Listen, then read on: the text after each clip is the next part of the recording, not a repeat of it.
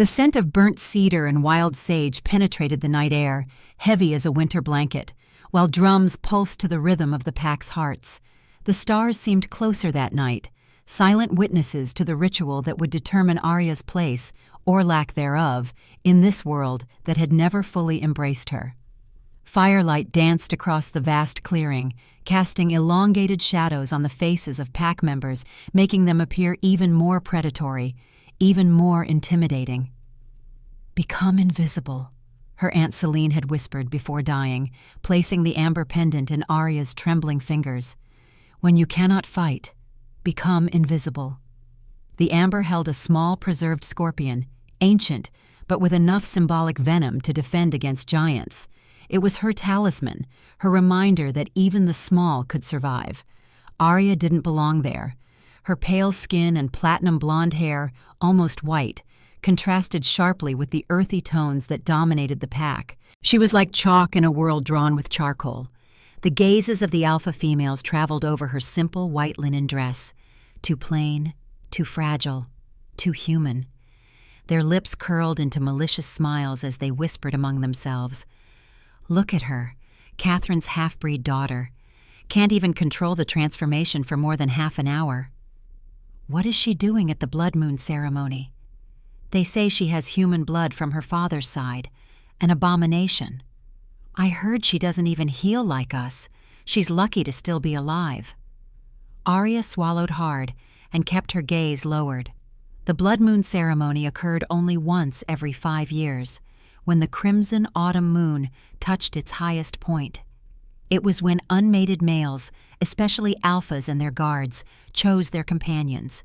It wasn't a mating ritual in the human sense. It was a declaration of intent, a promise. The physical act would come later, in private, according to the pack traditions. And she was there only because her mother had died 5 moons ago, leaving her unprotected, and the Council of Elders decided it was time to find a place for her. "As if anyone would choose me," Aria murmured to the fire, tucking golden strands behind her ear. A sudden silence fell over the clearing, extinguishing even the sound of laughter and conversation. The drums stopped, bodies straightened, and the air grew dense, charged with pheromones and tension. Even without looking, Aria knew what was happening.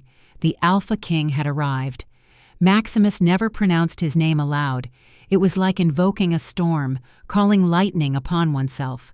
During the 5 years since assuming leadership after his father's death, Maximus had transformed the Northern Shadow Valley Pack into the most powerful in the region.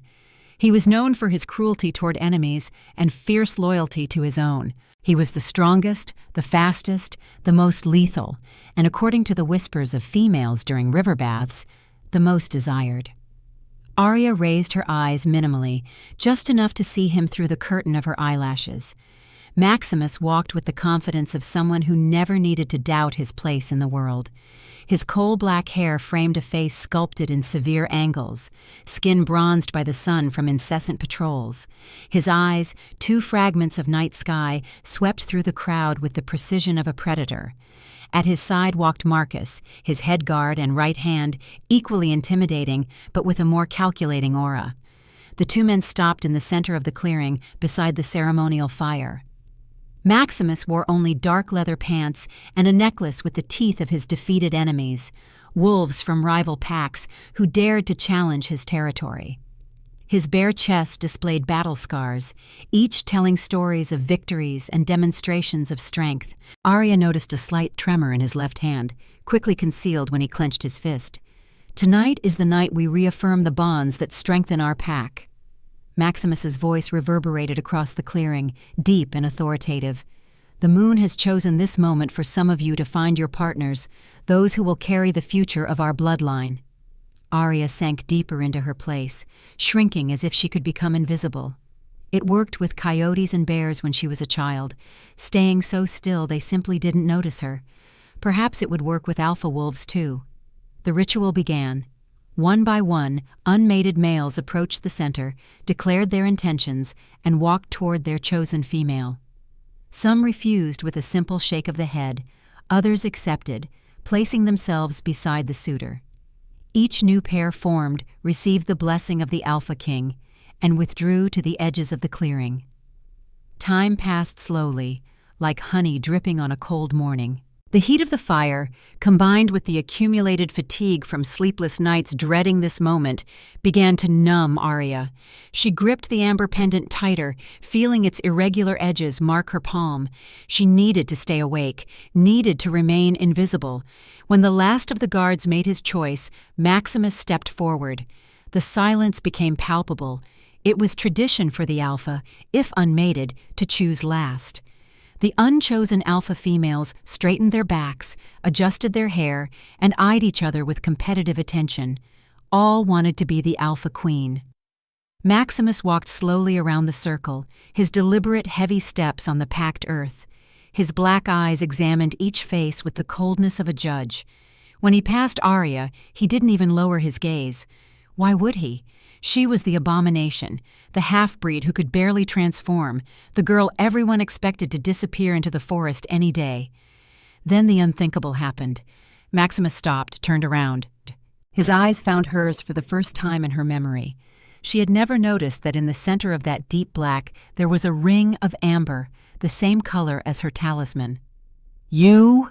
he said, his voice a distant thunder. "What is your name?" Time froze. Aria felt gazes converging on her. Some in shock, others in disbelief, many in barely contained fury. "Aria," she managed to whisper, her throat suddenly dry as sand. Maximus tilted his head slightly to one side, as he would in his wolf form when evaluating something intriguing. "Aria," he repeated, her name sounding different in his voice, as if it were something precious and not a burden. "Stand up." Her legs trembled like aspen leaves under the autumn wind as she rose to her feet. Her white, simple dress seemed even more inadequate compared to the elaborate clothing of the alpha females, with their worked leather and luxurious furs. "You are Catherine's daughter, aren't you?" he asked, taking a step in her direction. Aria felt incapable of speech. How did he know her mother's name? She had been merely an omega relegated to the margins of the pack after becoming involved with a human, her father, whom she never knew. Maximus took another step forward, now close enough for her to feel his heat. He was so tall that she needed to tilt her head to maintain eye contact. "I remember her," he said, to her surprise. "She saved my younger sister during the Red River pack attack, risked herself for someone she barely knew." Aria's eyes widened. No one ever mentioned her mother's accomplishments. Her story had been buried along with her disgrace. "Her blood flows in you," continued Maximus, his eyes now traversing her face as if searching for something. "And there is something else." A growing murmur agitated the crowd. Marcus, the head guard, approached with a worried expression.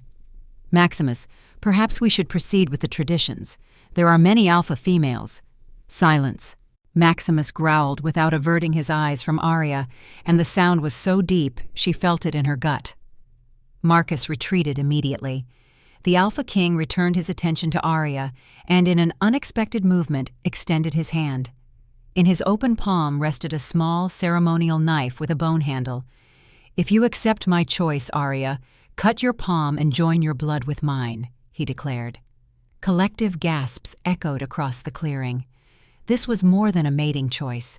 It was a blood union proposal, the deepest level of commitment among wolves, rarely offered and practically never to someone like her. Why? The question escaped her lips before she could contain it. An enigmatic smile curved the corner of Maximus's mouth, the first she had ever seen on his always severe face. "Because I see something in you that others don't," he answered, "something our pack desperately needs." Her hand trembled as she took the knife. She felt the weight of the gazes, the shock, the envy, the fury. The elder mistress Selena, mother of 3 alpha females, seemed about to transform right there and attack. Somewhere in the crowd, Aria heard a muffled growl. She stared into Maximus's eyes, searching for any sign of cruelty or mockery. She found only intensity and something else she couldn't quite identify.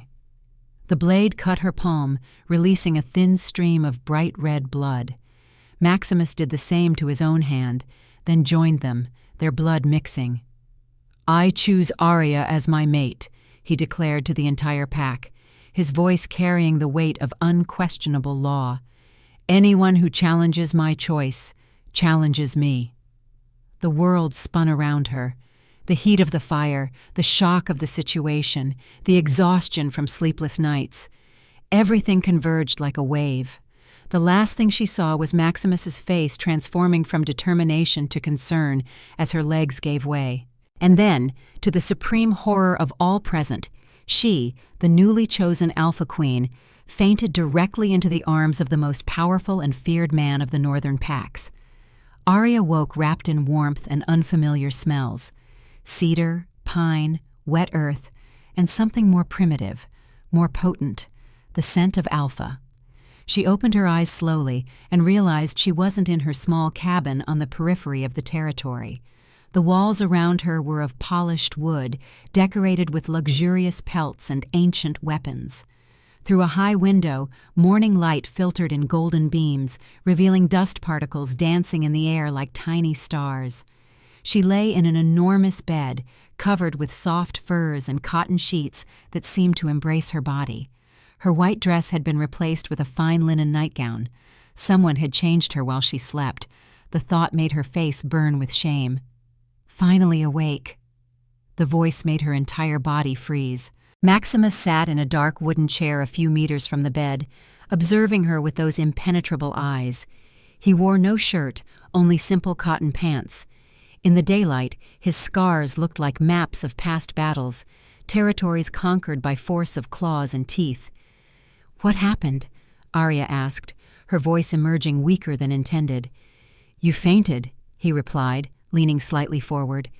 "Right in the middle of the ceremony, in the arms of the Alpha King, in front of the entire pack." His tone held no accusation, but she felt the weight of what it meant. No one had ever demonstrated such weakness at such a crucial moment. It was as if she had confirmed all the suspicions about her inadequacy. "Forgive me," she murmured, clutching the cover between her fingers. It was then she noticed. Her amber pendant was missing. "My amulet, where is it?"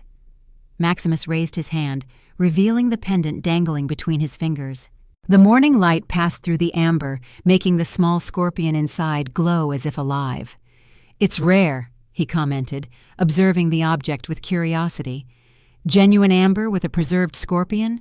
Must be hundreds of years old." "It was my aunt's," Aria explained, extending her hand to take it. Maximus hesitated for a moment before returning it. "She gave it to me before she died, said it would protect me." "Celine," he said, surprising her once more. "Your aunt was Celine, the healer." Aria felt perplexed. How did he know so much about her family when most of the pack pretended they didn't exist? "She saved my father once," continued Maximus, his gaze momentarily lost in some distant memory. "Before the moon sickness consumed him completely, she gave him 2 more years of life." The moon sickness, a rare condition that affected only the most powerful alpha wolves, causing them to gradually lose control over their transformations until they became trapped between man and wolf, going mad with pain. The former Alpha King had suffered a terrible death because of it. "I didn't know that," Aria confessed, holding the pendant against her chest. Maximus rose and walked to the window. The morning light outlined his austere profile, highlighting the sharp angles of his jaw and strong neck. "There are many things you don't know, Aria," he said, his gaze fixed on the horizon. "Just as there are many things the pack doesn't know about you." A chill ran down her spine. What did he mean? What did he know about her? "Why did you choose me?" she asked, gathering courage. "All those alpha females, any of them would be a better choice, stronger, purer." "More predictable," he completed, turning to her. "More interested in power than in the pack, more prone to conspire for their own interests." His words caught her by surprise. He took a few steps in her direction, and instinctively she retreated against the headboard of the bed. "Don't fear me," he said, his voice softening slightly. "Everyone fears you," Aria responded with honesty. A bitter smile curved his lips. "As it should be. Fear maintains order." "And is that what you want? A mate who also fears you?" The question escaped before she could contain it. She bit her lip, fearing she had gone too far. Maximus observed her for a long moment, his face an unreadable mask. "What I want," he said finally, "is a mate who sees beyond fear, who sees what needs to be done for the good of the pack, even when decisions are difficult.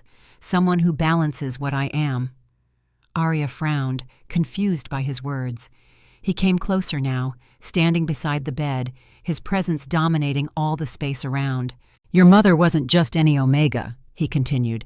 "Before getting involved with a human, she was my father's main advisor. She had the gift of truth." "The gift of truth?" Aria repeated without understanding. "The ability to see lies, to sense hidden intentions. A rare gift even among the most ancient of our species," explained Maximus, "and I suspect you've inherited it from her." Her heart accelerated. How could he know about the strange sensations that had accompanied her since childhood? The times when she knew, without any explanation, that someone was lying. The discomfort she felt around people with obscure intentions. "I don't know what you're talking about," she lied, clutching the pendant tighter. Maximus tilted his head, his gaze piercing hers. "Now you're lying to me," he stated with absolute certainty. "I can smell your scent change subtly when you lie. It's fascinating." Aria blushed intensely, caught in the act. "Why would this matter to you?" she asked, trying to divert the subject. "Because betrayal lurks in our pack," he answered, his voice lowering to a grave and dangerous tone.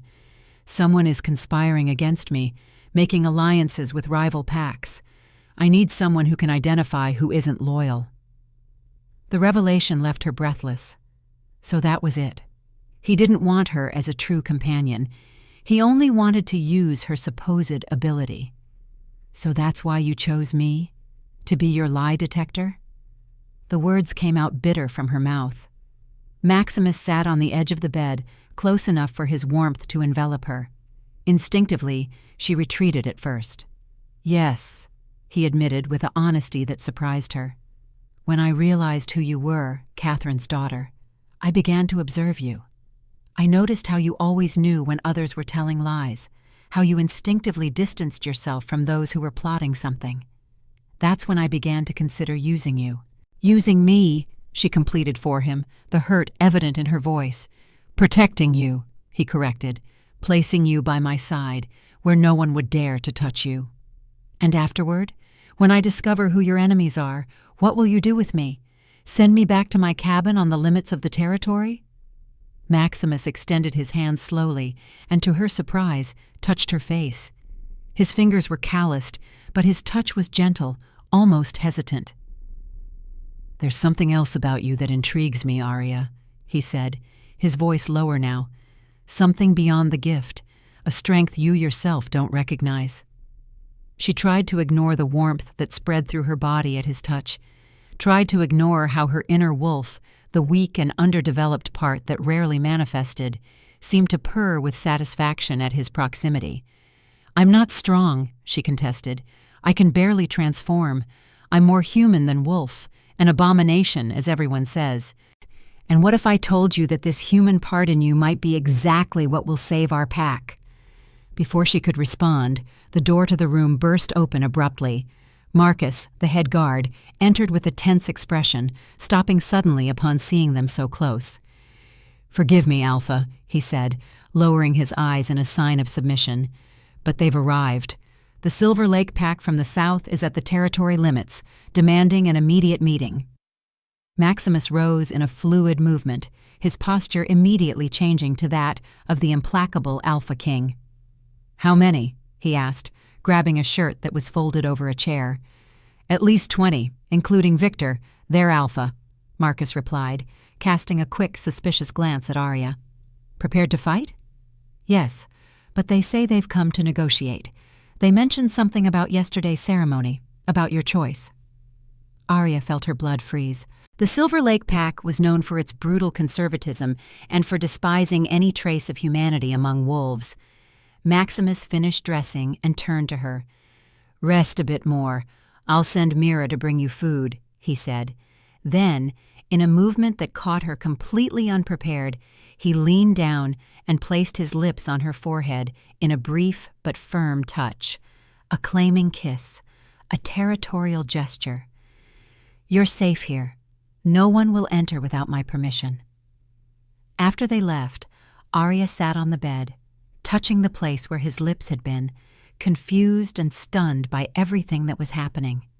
Her life had turned upside down in less than a day. She, who had always lived in the shadows, was now at the center of a storm. Mira, a middle-aged beta with kind eyes, brought a tray with food: fresh bread, cheese, fruits, and roasted meat. She looked at Aria with barely disguised curiosity while she ate. "Is it true that you can't transform?" she finally asked, her voice a conspiratorial whisper. "I can," Aria replied between bites, "just not for very long, and it hurts more than it should." Mira looked pensive. "My grandmother was like that, half-blood too. She said her humanity was her strength, not her weakness," she commented, arranging the furs on the bed. "She was the best tracker the pack ever had. Said that because she was partially human, she could think like them, anticipate their movements."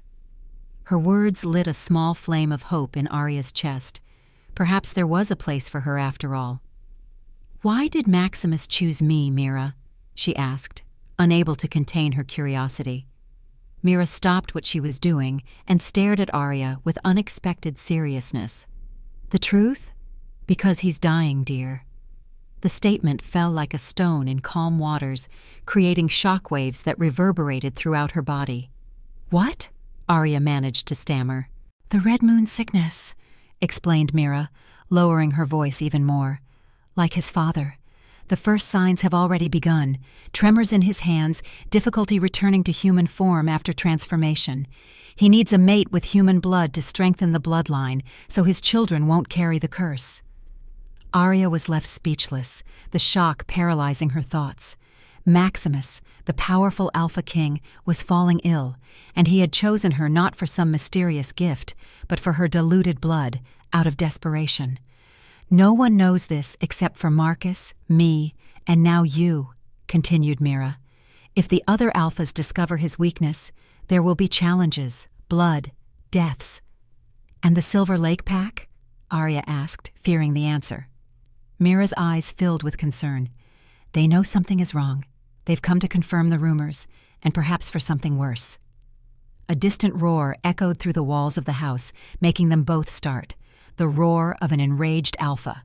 The roar of Maximus. "What was that?" Aria asked, rising quickly. Mira ran to the window and looked out, her face paling. "It has begun," she murmured. "Victor has challenged Maximus for leadership of the pack." "And for me?" The roar reverberated again, closer this time, followed by shouts and howls that filled the air like a storm of sound. Aria ran to the window, pushing Mira aside. In the center of the main clearing, a circle had formed around two men, Maximus and a stranger who could only be Victor, the Alpha of the Silver Lake Pack. "You can't go out there," warned Mira, grabbing Aria's arm. "A challenge between Alphas is sacred. No one can interfere." "Why are they fighting over me?" Aria asked, her voice trembling. "I don't even know this Victor." Mira's eyes softened with compassion. "It's not for you, child. It's for what you represent. A weakness, a breach in Maximus's armor. Victor is using his choice as proof that the Alpha King is losing his mind, becoming weak." She hesitated for a moment before continuing. "There are rumors that your mother and Victor had an affair before she met your human father. Perhaps he sees this as an opportunity to claim what he believes is rightfully his." The revelation hit Aria like a physical blow. Her mother had never mentioned Victor, never spoken about any wolf other than her human father, whom she described as gentle and dreamy, a musician who was passing through the region when they met. Aria turned her eyes to the scene outside. Maximus and Victor circled each other like predators, both still in human form, but with their eyes glowing with supernatural amber. The first phase of transformation. Victor was smaller than Maximus, but stockier, with dense muscles and dark blonde hair cut close to his skull. His expression displayed a confident, almost smug smile. "You choose a weak half-blood to strengthen our pack." Victor's voice was loud enough for all to hear. "This proves what many already suspected. Maximus, you're losing control. The Red Moon sickness has already begun to corrode your mind." Maximus's face remained impassive, but Aria could see the tension in his shoulders, the rigidity in his posture. He was controlling himself, avoiding a precipitated transformation. "My choice is mine," Maximus responded, his voice low but carrying the weight of authority. "Questioning the Alpha on his own land is an act of war, Victor." Victor laughed, a harsh sound that made Aria's skin crawl. "It's not war when it's mercy. I'm here to rid your pack of a weakened leader before you all fall under human dominion." The crowd murmured, some voices in agreement, others in protest. Aria realized with horror that the pack was divided. Some looked at Maximus with doubt in their eyes, the first sign that his authority was being questioned. "I'm going to take a quick bath," Aria told Mira, moving away from the window. "I need to dress properly." "You're not leaving this room," exclaimed Mira. "Maximus ordered." "I am not one of his betas to receive orders," Aria retorted with a firmness she didn't know she possessed. "If they're fighting because of me, I have the right to be present." Before Mira could protest again, Aria entered the adjacent bathroom. A copper bathtub was already prepared, the water still warm. She washed quickly, thinking about what she would do. She had no plan, only the growing certainty that she couldn't remain hidden while Maximus fought, possibly weakened by illness, for something that involved her existence. When she emerged from the bath, she found a dark green dress, carefully folded over a bench. It was simple, but made of a fine fabric she could never afford with the little she earned helping in the community garden. A gift from Mira, no doubt. She dressed quickly and tied her platinum blonde hair in a simple braid. She placed the amber pendant around her neck, feeling its familiar weight against her skin. "When you cannot fight, become invisible." Celine's words echoed in her mind, but this time, something within her rebelled against them. Perhaps there were moments when being visible was more important than hiding. When she opened the door to the room, Mira was no longer there. The roars and shouts had increased. The fight must have escalated. She descended the stairs of the main house, finding it strangely empty. Everyone was in the clearing, watching the confrontation that could redefine the future of the pack. Aria exited through the back door, circumventing the crowd to get closer without being noticed. The wolves were so absorbed in the bloody spectacle before them that they barely noticed her presence. What she saw froze her blood. Maximus and Victor had completely transformed. Two gigantic wolves faced each other in the center of the circle, one black as the deepest night, the other with golden-gray fur. Both bled from multiple wounds, but it was Maximus who seemed to be at a disadvantage. His movements, normally precise and lethal, showed a subtle hesitation, a fraction of a second delay. The Red Moon sickness, Aria thought with despair, was affecting his ability to maintain the transformed form. Victor noticed the weakness. With a quick movement, he launched himself at Maximus, his powerful fangs aimed at the exposed throat. Maximus managed to dodge at the last instant, but not completely. Victor's fangs tore into his shoulder, eliciting a yelp of pain that echoed across the clearing. The black wolf stumbled, and for a terrible moment, Aria thought he would fall. The crowd collectively held its breath. Marcus, in human form, took a step forward as if wanting to intervene, but was restrained by other guards. An alpha challenge was sacred. Interfering meant certain death. It was then that Aria felt something strange, a vibration inside her chest, a warmth spreading through her limbs. Her amber pendant began to heat against her skin, almost burning. The sensation was different from anything she had ever experienced. It wasn't the lancinating pain of her rare and brief transformations, but something deeper, more ancient.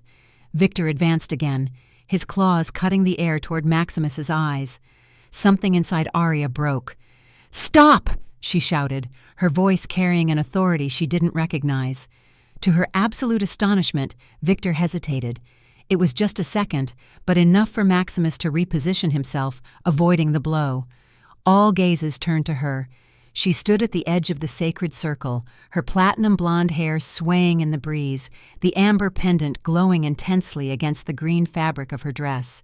She felt her legs tremble, but she remained firm. Victor stared at her with his wolf eyes, the supernatural gold piercing her as if trying to understand what she was. Then, in a fluid and surprising movement, he returned to human form. Naked and bloodied, but with a calculating smile on his lips, he walked toward her. "The half-breed speaks," he said, his voice carrying a note of cruel amusement, "and believes she can interfere in alpha matters?" Maximus also returned to human form, his body covered in wounds that were already beginning to heal, though more slowly than they should.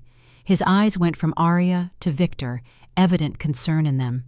"Aria, go back inside," Maximus ordered, his voice hoarse from exhaustion. Aria ignored him, her eyes fixed on Victor. "You're not fighting for justice or the good of the pack," she declared, taking a step forward. "You're fighting for power, for wounded pride." Victor raised his eyebrows, genuinely surprised by her audacity. "And what would an abomination like you know about the motives of a pure-blooded alpha?" he questioned, approaching dangerously. "I know when someone lies," Aria responded, feeling the heat of the pendant increase. "I can sense your intentions. You don't care about this pack. You only want what you couldn't have." A murmur ran through the crowd.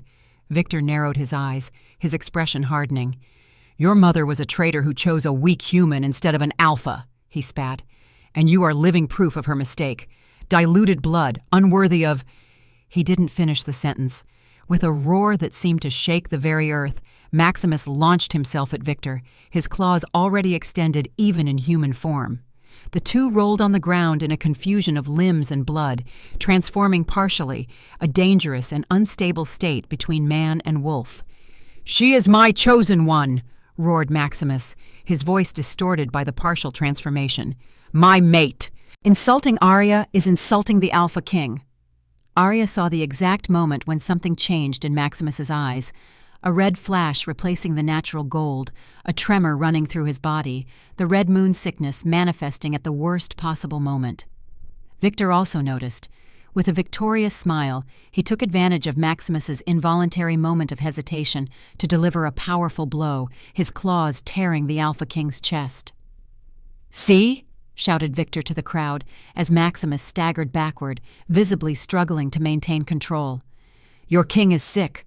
The red moon sickness already consumes him. Soon he will be a danger to all of you." Some members of the pack retreated, the fear evident on their faces. Others remained firm, loyal to Maximus despite everything. The division was clear now, and Victor was exploiting it masterfully. It was then that something within Aria awakened. It wasn't a conscious decision, but a deep and primordial instinct. She walked to the center of the circle, placing herself between Maximus and Victor. "If you want to be alpha of this pack," she said to Victor, her voice strangely calm, "you'll have to kill me first." Victor laughed, genuinely amused. "With pleasure, little abomination." He advanced toward her, but something stopped him. Aria's amber pendant now shone with a light of its own, pulsing like a small sun against her chest. She felt the warmth spread throughout her body, a sensation of power she had never experienced before. "Aria." Maximus's voice sounded behind her, a warning, a plea. She ignored it. Aria stared directly into Victor's eyes and did something she never imagined being capable of. Voluntarily, she invited the transformation. The pain didn't come. In its place, she felt a wave of heat and power coursing through every fiber of her being. Her vision sharpened, smells intensified, sounds clarified. She looked at her hands and saw they were no longer hands, but paws covered with fur as white as snow, almost luminous under the sunlight. A collective gasp ran through the crowd. Even Victor took a step back, the surprise evident on his face. "Impossible," he murmured. "A silver wolf." Aria didn't fully understand the significance of his reaction, but she felt the impact her transformation had caused. For the first time, she didn't feel pain or weakness. She felt complete, powerful, as if she had finally found a part of herself that had been dormant her entire life. Maximus placed himself at her side, his black wolf contrasting with her silver fur. Together they formed a vision that seemed straight out of ancient legends, the wolf of the night and the wolf of the moon side by side against the threat. Victor looked around, realizing he had lost the moment. The pack now observed them with something new in their gazes. Not just respect, but reverence, as if they had witnessed something sacred. "This isn't over," growled Victor, retreating slowly. "The sickness hasn't disappeared just because you found a rare mate. He will still fall, and when that happens, I'll be waiting." With a gesture, he gathered his followers. The Silver Lake pack began to withdraw, but not before Victor cast a final glance in Aria's direction, a look that promised their paths would cross again. When they left, Aria remained alone in the clearing with Maximus, still in their wolf forms. The pack members had slowly dispersed, whispering among themselves, casting glances filled with a mixture of fear, respect, and confusion. The transformation that had come so naturally to her during the confrontation now presented a new challenge, returning to human form. Panic began to rise in her chest as she realized she didn't know how to change back. What if she remained trapped in this form forever? Sensing her distress, Maximus approached, touching his muzzle to hers. A gentle, reassuring gesture. His black eyes, even in wolf form, conveyed a clear message. "Trust me." Aria closed her eyes and tried to concentrate on the sensation of being human again. For a terrifying moment, nothing happened. Then slowly, she felt the warmth recede, her limbs elongate, her consciousness return to its familiar form. When she opened her eyes, she was human again, still wearing the green dress that had miraculously remained intact during the transformation, something unprecedented, as her clothes normally destroyed themselves in the process.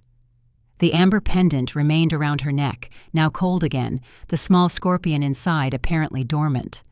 Maximus had also returned to human form, and someone, probably Marcus, had thrown a cloak over his shoulders. His body still showed the wounds from the fight, but his eyes shone with something she had never seen in them before. "A silver wolf," he said, his voice a whisper of awe. "After so many generations, the legend is fulfilled." "What legend?" Aria asked, confused. Before he could answer, Mira approached rapidly, bringing mantles for them both, her face illuminated by a radiant smile. "The silver wolf," she said, looking at Aria as if she were a miracle incarnate. "The one who brings balance back when darkness threatens to consume everything." Aria looked around and saw the entire pack slowly kneeling, first the Omegas, then the guards, and finally even the Alphas. All bowed not just to Maximus, but to her as well. "What's happening?" she whispered to Maximus, completely stunned. He took her hand in his eyes never leaving hers. "You are not an abomination, Aria," he said, his voice carrying an emotion she never imagined he possessed. "You are the cure our pack has been waiting for generations." Night fell over northern Shadow Valley territory, bringing with it a reverent silence. After the confrontation with Victor, the pack had dispersed to their tasks, but something had fundamentally changed. The gazes that once followed her with contempt or pity now carried curiosity and hesitant respect. Some of the elders even slightly inclined their heads when passing her, a gesture reserved only for those of high position in the hierarchy. Maximus had withdrawn to the healing house with Marcus and some elders, leaving her in Mira's care. His wounds, though severe, were beginning to heal, but everyone knew the real enemy wasn't the cuts and bites, but the disease hiding in his blood. "What does it mean to be a silver wolf?" Aria asked Mira as she braided her hair in front of the fireplace in the main house. The night cooled rapidly, announcing winter's proximity. Mira smiled, her skilled fingers working delicately. "It's an ancient and rare lineage," she explained. "They say silver wolves appear only in times of great need, when the balance between our sides, human and wolf, is threatened. They're healers by nature, capable of touching the wolf's soul and calming it." "But that doesn't make sense," Aria argued, touching the amber pendant. "I've always been weak, incapable of maintaining transformation for more than a few minutes. How can I be something so special?" Mira stopped what she was doing, her face assuming a thoughtful expression. "Your Aunt Celine knew," she said after a moment. "That's why she gave you the pendant. It's not just a common amulet, Aria. It's an ancient artifact, made to awaken the gift when the time was right." Aria took the pendant between her fingers, observing the small scorpion inside. Under the flickering light of the fireplace, it almost seemed to move. "My aunt never mentioned any of this," she murmured. "She probably wanted to protect you," Mira replied, finishing the braid and sitting beside her. "Being a silver wolf is a gift, but also a burden. Many would seek to use you for their own ends, as Victor tried to do today." "And Maximus?" Aria asked, the question that truly tormented her. "He chose me only because of this gift." Mira took her hands in hers, her serious eyes meeting Aria's. "Maximus observed you long before knowing what you really were. He saw something in you that others didn't see. Strength, not weakness. Compassion, not submission." Aria averted her gaze, unable to fully believe her words. How could the powerful Alpha King have noticed someone like her before all this? A sound at the door interrupted their conversation. Marcus was there, his normally severe face now marked by lines of concern. "He's asking for you," he said simply. Aria's heart jumped, divided between apprehension and something more she couldn't name. She stood up, smoothing the green dress she still wore. "Is he—" "Stable for now," replied Marcus, his eyes evaluating her with a new perspective. "But the fight accelerated the progress of the disease. We need to act quickly." Marcus led her through the cold night to a small cabin apart from the others. The healing house, traditionally the domain of the pack's healers, was illuminated by dozens of candles, creating an almost sacred atmosphere. Inside, the air was heavy with the smell of herbs, sage, cedar, something bitter she didn't recognize. On a low bed of dark wood, covered only by a thin sheet from the waist down, lay Maximus. His bare torso revealed the wounds from the fight, some still open, others already forming silvery scars. His skin, normally bronzed, had a grayish tone, and his hands trembled slightly, even at rest. Beside the bed stood Elder Orion, a white-bearded man with ancient eyes, mixing something in a small copper cauldron. He raised his eyes when she entered, his wrinkled face lighting up with recognition. "The Silver Wolf has arrived," he announced, gesturing for her to approach. Maximus opened his eyes at the sound of his voice. When his gaze found hers, Aria felt something pass between them, an invisible current, powerful as the moon itself. "Aria," he said, his voice weaker than she had ever heard, but still carrying that innate authority. "Leave us," ordered Orion, surprising everyone. Even Marcus seemed to hesitate before accepting an order from someone who wasn't his alpha. When all had left, Orion turned to Aria, his ancient eyes piercing hers as if they could see into her very soul. "Do you know what must be done?" he asked. Aria shook her head, confused and frightened. "I have no idea what I am or what I can do," she confessed. "Until yesterday, I was just the weak half-breed everyone avoided." Orion smiled, a smile that carried centuries of wisdom. "You have always been more than that, child. You just weren't ready to see it." He took her hand and placed it on Maximus's chest, directly over his heart.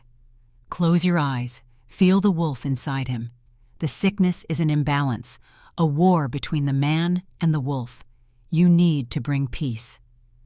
Aria closed her eyes, feeling Maximus's warm skin beneath her palm, the more rapid rhythmic beating of his heart.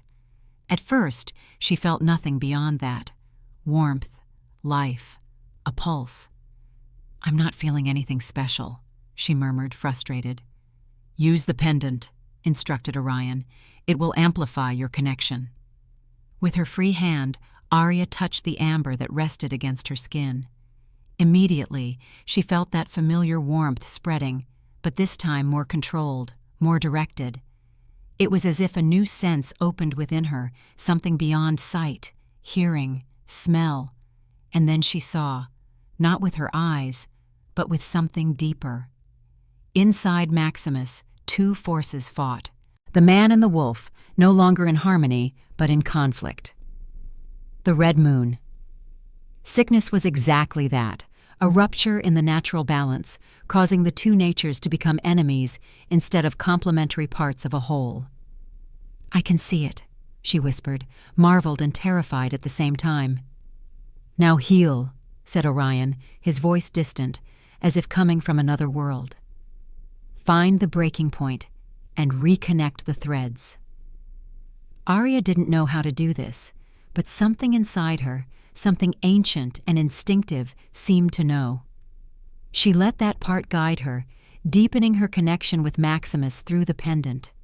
She found the exact point where the rupture began, a small fissure in the perfect union that should exist between man and wolf. She concentrated on it, imagining it closing, the two natures returning to intertwine in harmony.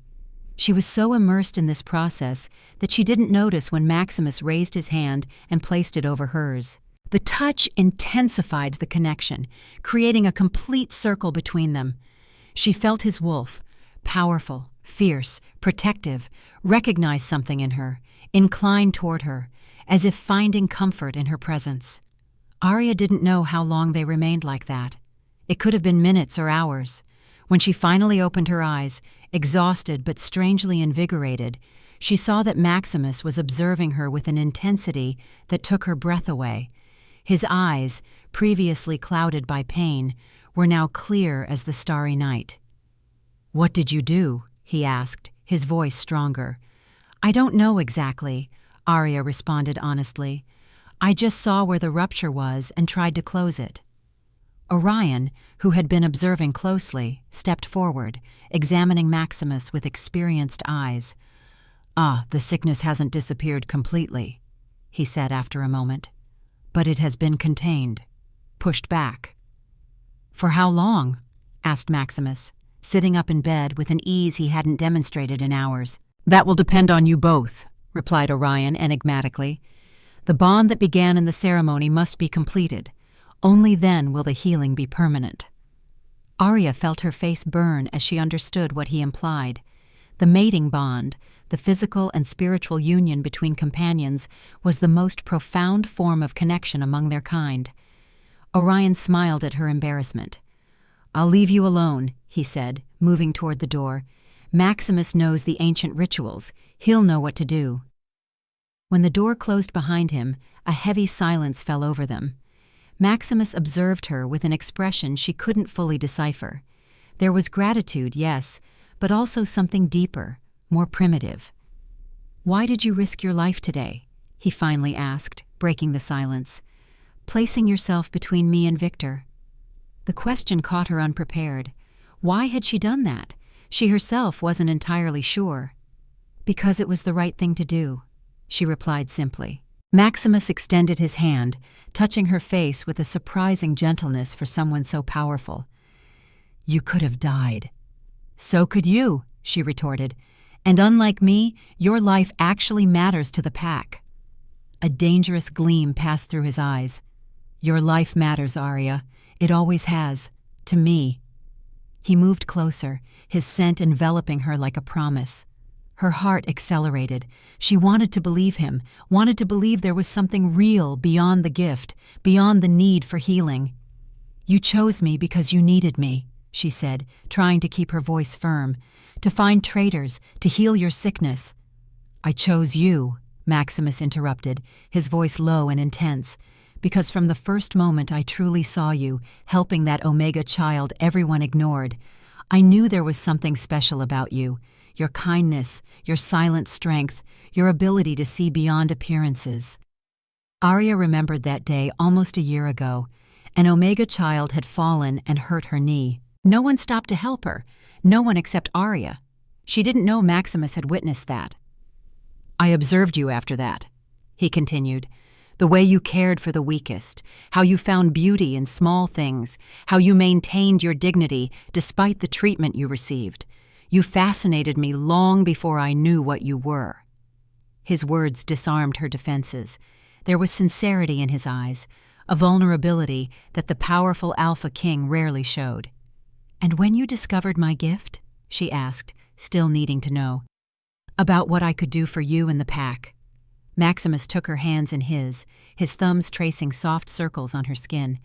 It was as if fate confirmed what my heart already knew, that you were my mate by choice, not just by necessity. They remained silent for a moment, assessing possibilities. Then, slowly, he leaned forward. His lips met hers in a gentle kiss, almost hesitant, so different from the image everyone had of the implacable Alpha King. When they separated, his eyes shone with a controlled fire. "The complete bond can wait until you're ready," he said, respecting her space. "There's no rush." But something had changed inside Aria. The invisible girl she had always been was giving way to someone new, someone who knew her worth, who understood her power, someone who no longer feared showing herself completely. She touched his face, feeling the rough texture of his stubble. "And what if I'm already ready?" she asked, her voice little more than a whisper. Maximus's gaze darkened with desire, but also with a tenderness few would ever see. "Then complete me, Silver Wolf," he responded, pulling her closer, "as I hope to complete you." The following morning, when the rising sun filtered through the cracks of the healing house, Aria awoke enveloped in Maximus's strong arms. His body, warm and solid against hers, transmitted a sense of security she had never known. The bond between them, now complete, pulsed like a living entity. It wasn't just physical, but something much deeper, a connection of souls. She observed his face, relaxed in sleep, the lines of worry softened, the constant tension momentarily absent. During the night, as their bodies and souls united, she had felt the fissure inside him closing even more. Not completely. Orion had been right. The healing would be an ongoing process, but enough to push away the immediate shadows of the disease. Being careful not to wake him, Aria rose and put on the green dress that had been discarded the previous night.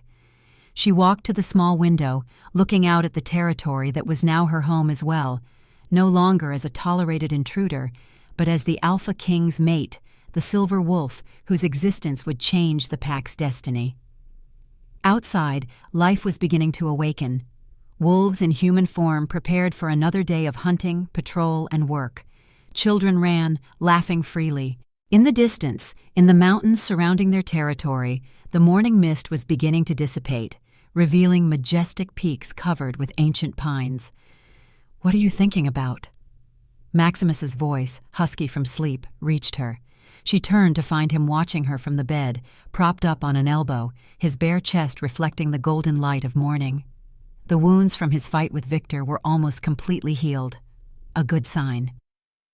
"About how life can completely change in just 2 days," she replied with a small smile. "Before the ceremony, I was invisible.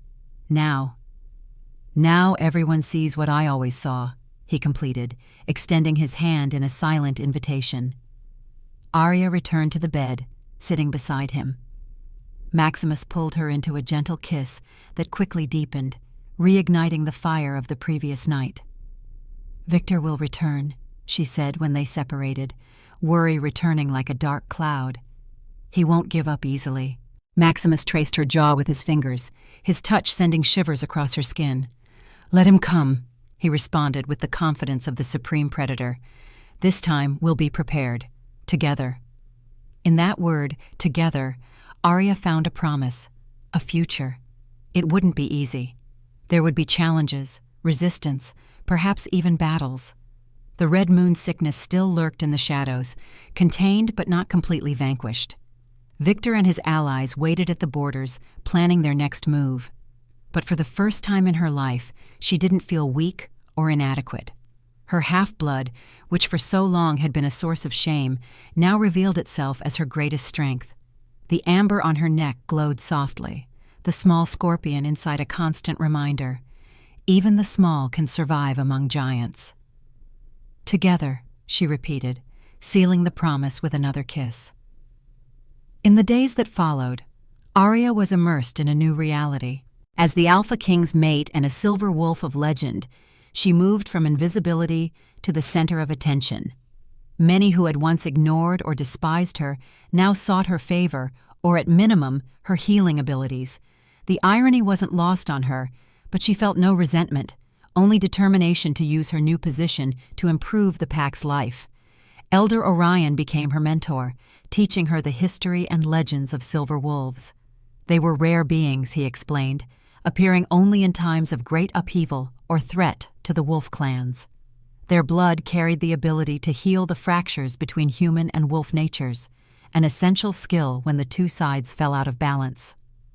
The last silver wolf appeared over 500 years ago, Orion told her during one of their sessions. They sat in his cabin filled with ancient books and artifacts, the scent of dried herbs hanging in the air. During the Great War with the humans, she saved many, but eventually sacrificed herself to create a powerful protection spell that has hidden our territories from human eyes for centuries. "And the pendant?" Aria asked, touching the amber that now seemed like a living part of her. "My aunt said it would protect me, but she never explained how or why she had it." "Ah, the amber gate." Orion's aged fingers traced the air above the pendant without touching it.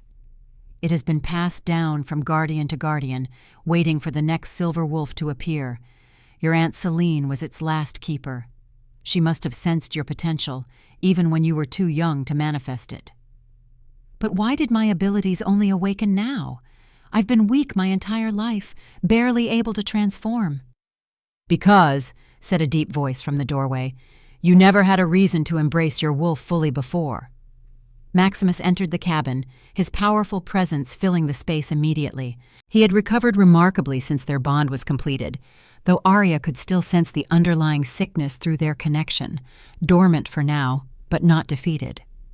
"Fear kept your wolf suppressed, your gift hidden," he continued, approaching to stand behind her chair, a protective hand on her shoulder. "When you finally had something to protect, you," she finished for him, reaching up to cover his hand with hers. "The pack," he corrected gently, but his eyes told a different story. In the privacy of their moments together, he had begun to show her a side of himself no one else saw, tender, sometimes vulnerable, always fiercely devoted. Their nights were spent learning each other, deepening the bond that had formed so unexpectedly. During their most intimate moments, Aria sometimes glimpsed fragments of his memories, his strict upbringing by a father deteriorating from the same sickness that now threatened him, his struggle to maintain the pack's strength amid growing threats, and strangely, occasional flashes of herself through his eyes over the years. She had never been truly invisible to him. "We've received reports," Maximus announced, his tone shifting to that of the Alpha King addressing his advisors. "Victor has returned to his territory, but has sent messengers to at least 3 other packs. He's building alliances." "Against us?" Aria asked, though she already knew the answer. "Against me," Maximus clarified. "He's spreading word that I'm unfit to lead due to the sickness, that my choice of a half-blood mate proves my judgment is compromised." "But when they learn what Aria truly is," Orion interjected, "a silver wolf from the ancient bloodline." "Some will fear her more for it," Maximus cut in. "Others will seek to control her power for themselves. We must proceed with caution." After the meeting with Orion, as they walked together through the forest surrounding the main settlement, Maximus elaborated on their situation. The Northern Shadow Valley Pack had enemies beyond just Victor, human hunters who occasionally ventured too close to their borders, rival packs jealous of their strength and territory, and even elements within their own ranks who resented Maximus's strict leadership. "I've suspected a traitor among us for months," he confided, his voice low though there was no one else nearby. "Someone feeding information to our enemies. That's why I was first drawn to your truth-sensing ability." "Before you knew I was a silver wolf," Aria said, unable to keep a hint of accusation from her voice. Maximus stopped walking, turning to face her fully. "I chose you for many reasons, Aria. The gift of truth-sensing was only one. Yes, I needed your abilities, but I wanted you." His hand cupped her cheek, his thumb tracing the line of her cheekbone. "I've wanted you since I saw you stand up to those who mocked that Omega child when no one else would. That took courage few in our pack possess." She believed him now. The bond between them made lies nearly impossible, and through it she felt the depth of his regard for her, complex, passionate, and genuine. "We should use my gift then," she suggested as they continued walking. "Let me meet with your inner circle, those who would have access to sensitive information. I can sense who might be betraying you." Maximus agreed, and over the next few days, Aria sat in on council meetings, spoke individually with pack officers, and observed interactions at gatherings. The amber pendant warmed against her skin whenever deception came near, guiding her attention. It was during a seemingly routine meeting about border patrols that she felt it, a sharp heat flaring from the pendant, almost burning. Her eyes snapped to the source. Selena, the elder mistress who had glared at her during the blood moon ceremony, the mother of 3 unmated alpha females, all passed over when Maximus chose Aria. "I believe we should double the patrols along the eastern ridge," Selena was saying, her voice smooth and reasonable. "My sources indicate human activity has increased there." "Your sources?" Maximus inquired, his tone neutral. "Traders passing through," Selena replied without hesitation. "They mentioned seeing vehicles on the old logging road." Aria focused on the woman, the pendant growing hotter. Under the table, she felt Maximus's hand close over hers, a silent question. She squeezed once. "Yes, she's lying." "Interesting," Maximus responded, giving nothing away. "We'll certainly consider that. Marcus, what are your thoughts?" The meeting continued, but afterward, Maximus pulled Aria aside. "You felt it?" "She's hiding something significant," Aria confirmed. "The mention of the eastern ridge, that's not where the danger is it?" "No," he said grimly. "We've had no reports of humans there, but it would leave our southern border vulnerable if we shifted patrols as she suggested, exactly where Victor's territory meets ours." They decided to watch Selena carefully, setting Marcus to track her movements discreetly. 3 nights later, he brought them the confirmation they needed. Selena had been spotted meeting with a member of the Silver Lake Pack at an abandoned hunter's cabin just beyond their territory lines. "What did you hear?" Maximus demanded, his alpha authority filling his voice. "Enough," Marcus replied, his expression hard. "She's been feeding information to Victor for months. Details about patrol schedules, the locations of our safe houses, and more recently, your condition." Maximus's jaw tightened. "And what does she get in return?" "Victor promised her daughter will be his alpha female once he takes control of our pack," Marcus said. "And Selena herself would be elevated to lead elder, with authority over pack law." Aria felt sick. Selena had been willing to betray her entire pack, to risk all their lives for personal advancement. "There's more," Marcus added, his voice dropping. "They're planning something soon. Victor mentioned human hunters, said they would be useful distractions when the time comes." Human hunters. The word sent a chill through Aria. Wolves caught by human hunters rarely survived, and those who did often wished they hadn't. Stories of experiments, of wolves kept caged and studied, were nightmare fuel for cubs. He would ally with humans? The disbelief in Maximus's voice matched her own horror.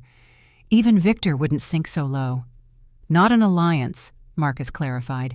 He spoke of using them, directing them toward our territory at a specific time, creating chaos while he attacks from another direction.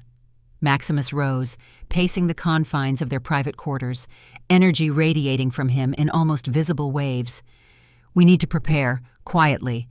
If Selena suspects we know, she'll warn Victor." "What will you do with her?" Aria asked. His eyes met hers, and she saw the struggle there, the Alpha King's instinct to eliminate a threat warring with a deeper understanding of consequences. "What do you think I should do?" The question surprised her. Maximus rarely sought counsel on matters of punishment. His word was law. "Don't kill her," Aria said after a moment's consideration. "Not yet. She can lead us to more information. And executing an elder, even a treasonous one, could divide the pack when we need unity most." Maximus studied her face, then nodded slowly. "Wise. We'll watch her, feed her false information to pass along, and use her to set a trap." His lips curved into a predatory smile. "Victor thinks he's hunting us, but he may find himself the prey instead." As they prepared for bed that night, Aria felt a sudden wave of dizziness wash over her. She steadied herself against the wall, breathing deeply until it passed. "Are you all right?" Maximus was at her side instantly, concern evident in his face. "Just tired," she assured him, though something felt different within her, a subtle shift in her awareness, a new warmth in her core. She dismissed it as stress from the day's revelations, but as she lay beside Maximus in the darkness, his breathing eventually evening into sleep, she placed a hand over her abdomen and wondered. Their bond was complete. Their connection grew stronger each day. Was it possible that another change was already taking place within her, the beginning of a new life that would carry both their bloodlines? The thought filled her with equal measures of wonder and terror. To bring a child into their world at such a precarious time seemed almost reckless. Yet if the legends were true, if her silver wolf blood could indeed heal the generational curse of the red moon sickness, perhaps this was exactly what was meant to be. She drifted into sleep with these thoughts swirling in her mind, unaware that miles away, Victor stood on a hilltop overlooking the distant lights of their settlement, a man in expensive clothing beside him. "You're certain this will work?" the stranger asked, his voice carrying the polished accent of wealth and education. "Absolutely," Victor replied. "When the time comes, you'll get your specimens, including the female half-breed. I've heard she's quite unique." "And in return?" "Your hunters create the distraction we discussed, and afterward, you leave my pack alone, permanently." The man extended his hand, a gesture so human it seemed out of place in the wild setting. "Mr. Blackwood always honors his agreements, Alpha Victor. We have a deal." As they shook hands, sealing their unholy alliance, a dark cloud passed over the moon, casting the forest into temporary shadow, as if nature itself shuddered at what was to come. The red moon sickness struck without warning. 3 weeks after discovering Selena's betrayal, Aria woke to find Maximus drenched in sweat, his body contorted in pain as he fought to maintain human form. His eyes flickered between their normal dark hue and the supernatural amber of his wolf, with occasional flashes of crimson that signaled the disease's progression. "Get Orion!" he gasped between clenched teeth. "Quickly!" Aria ran through the pre-dawn settlement, her heart hammering against her ribs. The elder's cabin stood at the far edge of the territory, partially built into the side of a rocky outcrop. She pounded on his door, fear making her voice sharper than intended. Orion appeared, still tying his robe. One look at her face told him everything. "It's advancing," he said, not a question. "Faster than we expected," Aria confirmed, already turning to hurry back. "He can barely control the shift." They returned to find Marcus outside their quarters, his face etched with concern. Inside, Maximus had wrapped himself in furs, despite the sweat pouring from his body, violent tremors running through his powerful frame. "Everyone out except Aria," Orion commanded with unexpected authority. Marcus hesitated, his loyalty to his alpha warring with the situation's urgency. "Now, guard. This is Silver Wolf business." Once they were alone, Orion pulled various pouches and vials from his pockets, working quickly to mix a pungent concoction. "Hold him," he instructed Aria. "Use your bond. Keep him anchored to his human side."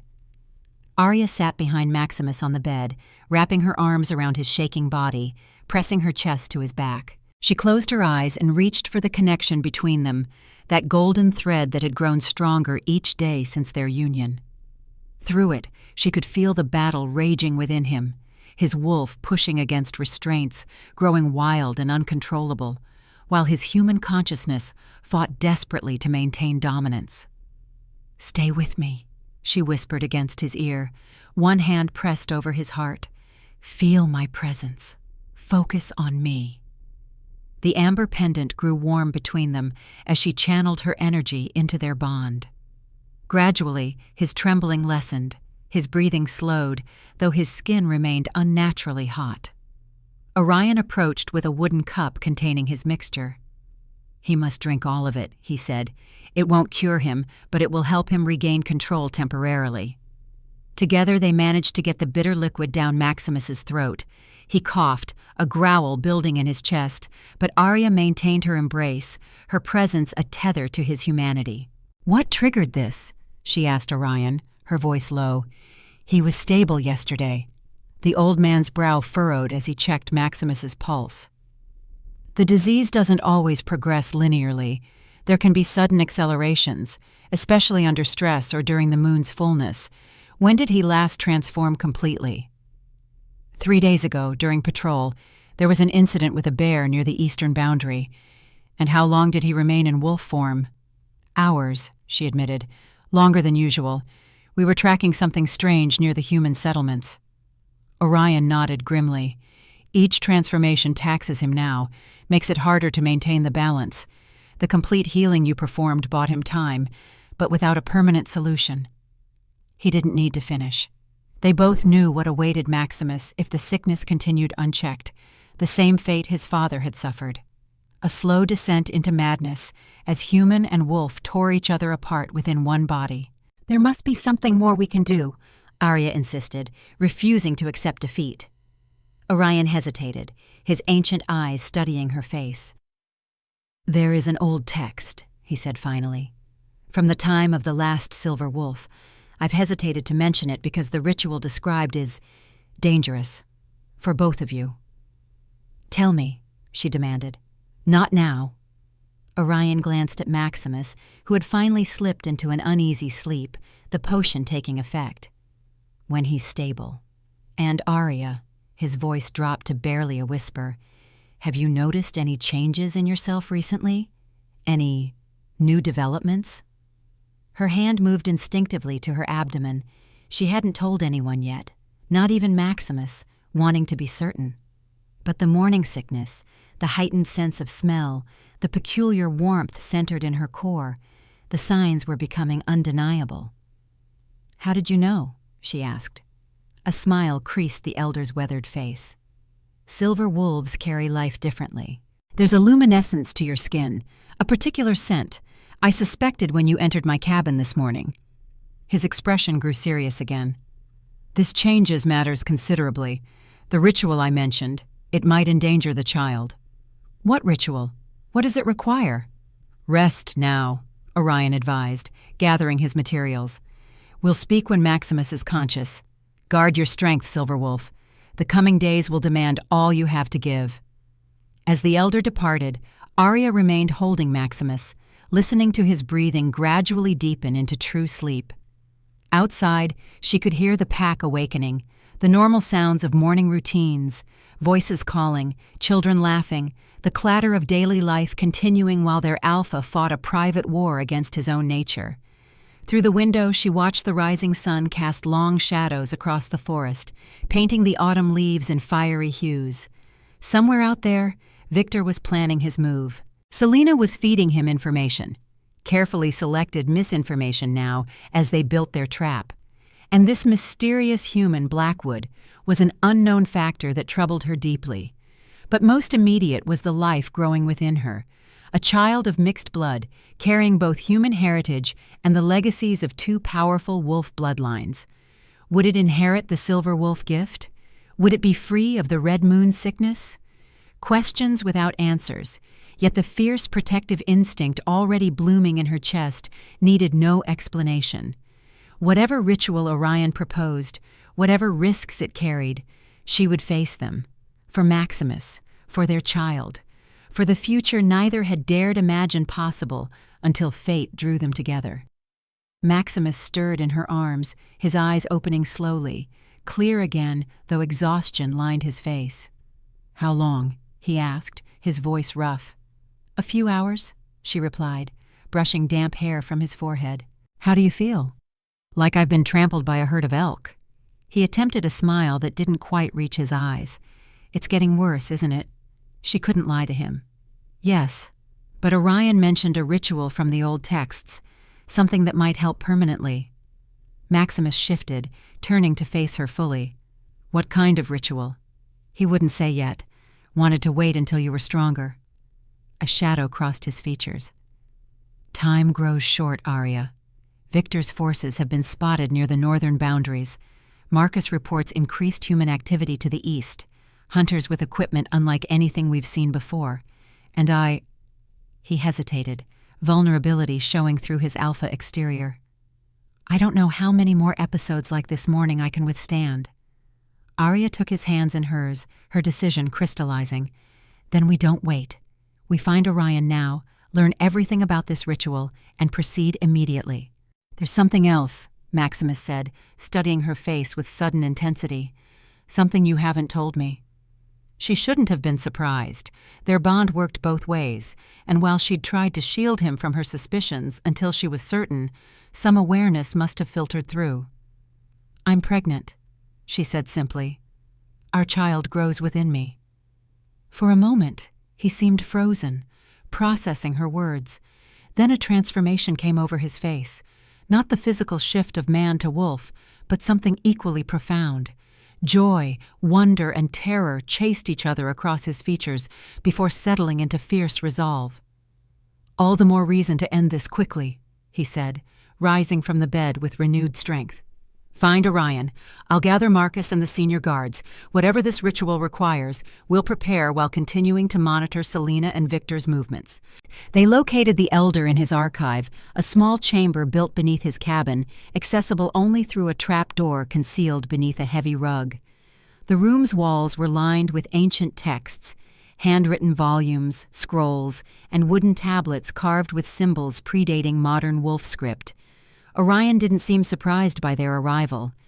A massive book lay open on his reading table, its pages yellowed and brittle with age. Illustrations of wolves, some silver, some black, surrounded dense text in a language Aria couldn't decipher. "You should be resting," he admonished Maximus, though without real conviction. "Tell us about the ritual," Maximus responded, his alpha authority leaving no room for argument. Orion sighed, gesturing for them to sit on the wooden stools that flanked his table.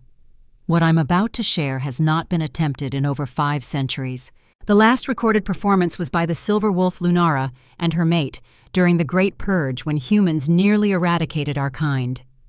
He turned the ancient book toward them, pointing to an illustration that depicted 2 wolves, one silver, one black, standing within a circle of moonlight, surrounded by symbols drawn in what appeared to be blood. "The ritual of lunar convergence," Orion explained.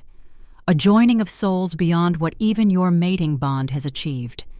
It requires the night of a blood moon, a full lunar eclipse, and the willing sacrifice of both participants." "Sacrifice?" Aria questioned sharply.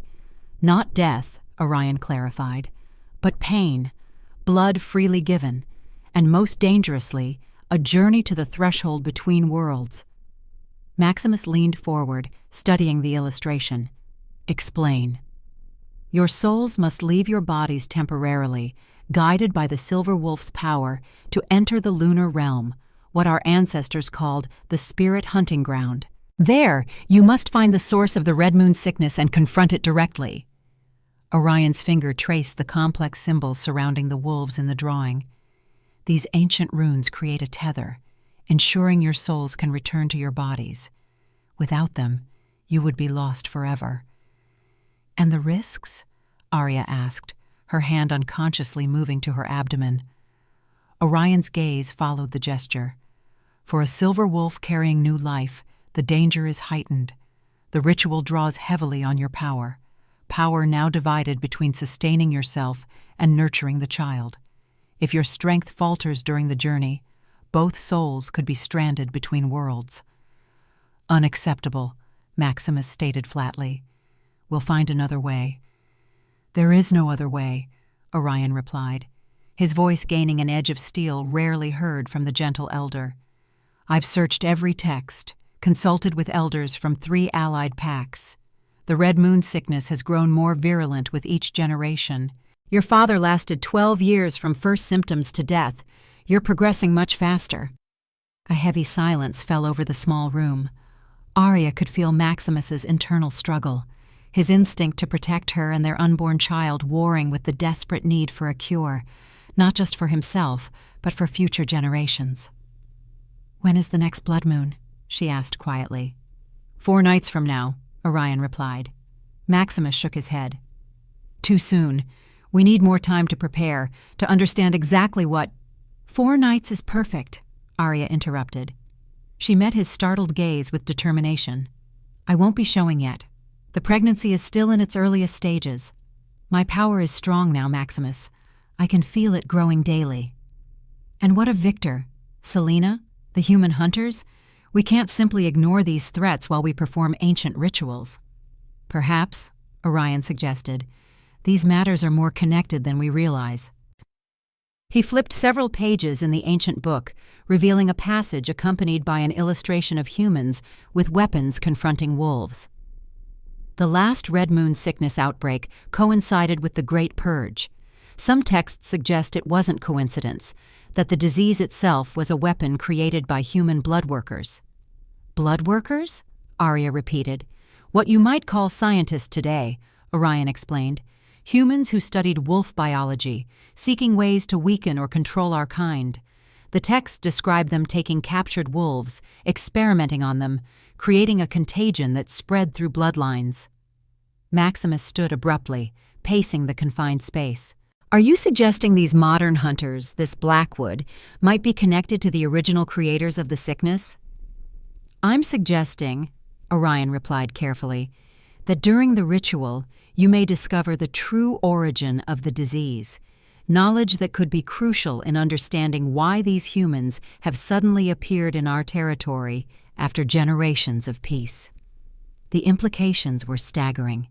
If the Red Moon sickness was indeed a human creation, passed down through generations of alpha wolves, it meant their most deadly weakness had been engineered by their enemies. We'll do it, Aria declared, rising to stand beside Maximus. 4 nights from now, under the blood moon, and in the meantime, we continue watching Selena, tracking Victor's movements, and gathering information on these human hunters. Maximus studied her face, his expression softening despite the gravity of their situation. You're certain? The risk to you, to our child? She took his face between her hands, the gesture intimate despite Orion's presence. I would risk far more to save you, to save our future. A smile touched her lips. Besides, no child of ours would be content with an easy entrance into this world. It appears our son or daughter already has a taste for adventure. A reluctant chuckle escaped him. Like mother, like child. His hand covered hers, their fingers entwining. Very well. We prepare for the ritual. He turned to Orion. What do we need? The next 4 days passed in a blur of preparation. Orion worked tirelessly, gathering rare herbs, creating the complex mixtures needed for the ritual, and teaching Aria the ancient words she would need to recite. Maximus divided his time between these preparations and his duties as Alpha, maintaining the illusion of normalcy while positioning his most trusted guards strategically throughout their territory. Selena remained under discreet surveillance. Twice she slipped away to meet with Victor's messengers, delivering the carefully crafted misinformation Maximus had arranged, details suggesting the pack's defenses would be weakest along the western ridge during the upcoming full moon, when in reality that area would be most heavily guarded. On the afternoon before the ritual, as Aria finished memorizing the final incantation, a young guard burst into Orion's cabin. Alpha, he addressed Maximus, breathless from running. Marcus sent me. Human vehicles have been spotted at the old logging road, at least a dozen men, heavily armed. Maximus's expression darkened. Night vision equipment? Tranquilizer guns? Yes, Alpha. And something else. Tracking devices, small enough to implant under skin. Aria felt cold dread pool in her stomach. Not hunters looking for trophies, then. These were captors seeking live specimens. How much time do we have? Maximus asked. They're setting up some kind of base camp now. Marcus thinks they won't move until full dark. When the moon rises, Aria said softly, when we'll be performing the ritual. This isn't coincidence, Maximus growled. Victor must have told them about the significance of the blood moon. He's coordinating with them, using them as his distraction while he attacks from another direction. Or using us as a distraction for them, Aria suggested. Keeping our attention on the pack conflict while these humans capture wolves for their experiments. Orion's weathered face showed grave concern. "Either way, you cannot delay the ritual. The blood moon is rare. It may be years before another occurs. By then—" He didn't need to finish. By then, Maximus would be long lost to the sickness. "We proceed as planned," Maximus decided. "I'll have Marcus arrange extra patrols, focusing on the western ridge where we've led Victor to believe we'll be vulnerable. The humans on the logging road will be monitored, but not engaged unless they move into our territory." He turned to Aria. "The ritual site? It's secure?" Orion nodded. "The sacred cave at Moonfall Cliff. It's defensible, with only one narrow approach. I've already sent 4 guards to secure the area. No one will disturb you there." As twilight approached, Aria prepared herself in their quarters. She bathed in water infused with sacred herbs, allowing their essences to permeate her skin. The amber pendant glowed with unusual brightness, the small scorpion inside seeming almost alive as it caught the fading light. Maximus entered as she finished dressing in the simple white shift Orion had provided, similar to what she'd worn at the blood moon ceremony that had changed everything. The symmetry wasn't lost on her. "Ready?" he asked, his own preparations complete. He wore only loose black pants, his chest bare as ritual required, marked with symbols Orion had painted using a mixture of ash and sacred oils. "As ready as I'll ever be," she replied, tying back her platinum hair. "Any word from the patrols?" "Victor's scouts have been spotted near the western boundary, just as we expected. The humans remain at their camp, but they're heavily equipped. Marcus has positioned guards to track both threats." He approached her, hands gently coming to rest on her shoulders. "There's still time to reconsider. We could wait, find another way." She silenced him with a kiss, brief but filled with everything she couldn't put into words: her love, her fear, her determination. "We go forward," she said when they parted. "Together." The journey to Moonfall Cliff took nearly an hour, traversing forest paths illuminated only by the rising moon, already beginning to darken at one edge as the eclipse commenced. They traveled in wolf form for speed and stealth, accompanied by Marcus and 2 elite guards who would stand watch outside the sacred cave. Aria's silver fur gleamed like liquid moonlight as she ran alongside Maximus's midnight black form. Since her first transformation during the confrontation with Victor, changing had become easier each time, the pain replaced by a surge of power that still took her breath away. Her wolf was no longer the weak, underdeveloped creature she'd struggled with her entire life, but a magnificent being that moved through the forest with grace and strength. They reached the cliff as the moon climbed higher, its surface now nearly half covered by Earth's shadow. The sacred cave opened in the sheer rock face, accessible only by a narrow path that wound up the cliffside. As promised, Orion's chosen guards stood alert at strategic points along the approach, acknowledging their alpha with respectful nods. Inside, the cave opened into a chamber unlike anything Aria had expected. Crystals embedded in the walls caught and amplified the moonlight that entered through a natural skylight in the ceiling, creating an ethereal glow. Ancient paintings covered the deeper walls. Wolves, humans, battles and hunts, rituals performed by figures wearing animal skins. Orion awaited them in the center, where a perfect circle had been marked on the stone floor, using a mixture of crushed crystals and what smelled like diluted blood. Complex symbols radiated from the circle's perimeter, the same ones from the ancient book. "The moon reaches totality in 20 minutes, the elder informed them. "You must be in position before then." They shifted back to human form, the transformation fluid and painless in this sacred space. Orion directed them to don simple robes before beginning the final preparations, painting matching symbols on Aria's exposed skin, arranging various bowls containing liquids and powders around the circle, lighting bundles of herbs that filled the chamber with sweet, pungent smoke. "Once you enter the circle, you must not break it until your souls return," he instructed solemnly. "The journey may seem to take hours or mere moments. Time flows differently in the spirit hunting ground." He handed each of them a small carved stone. "Keep these with you. They're anchors, infused with the essence of your physical bodies. If you become lost, hold them tight and focus on their energy." From outside came the low howl of a guard, a signal.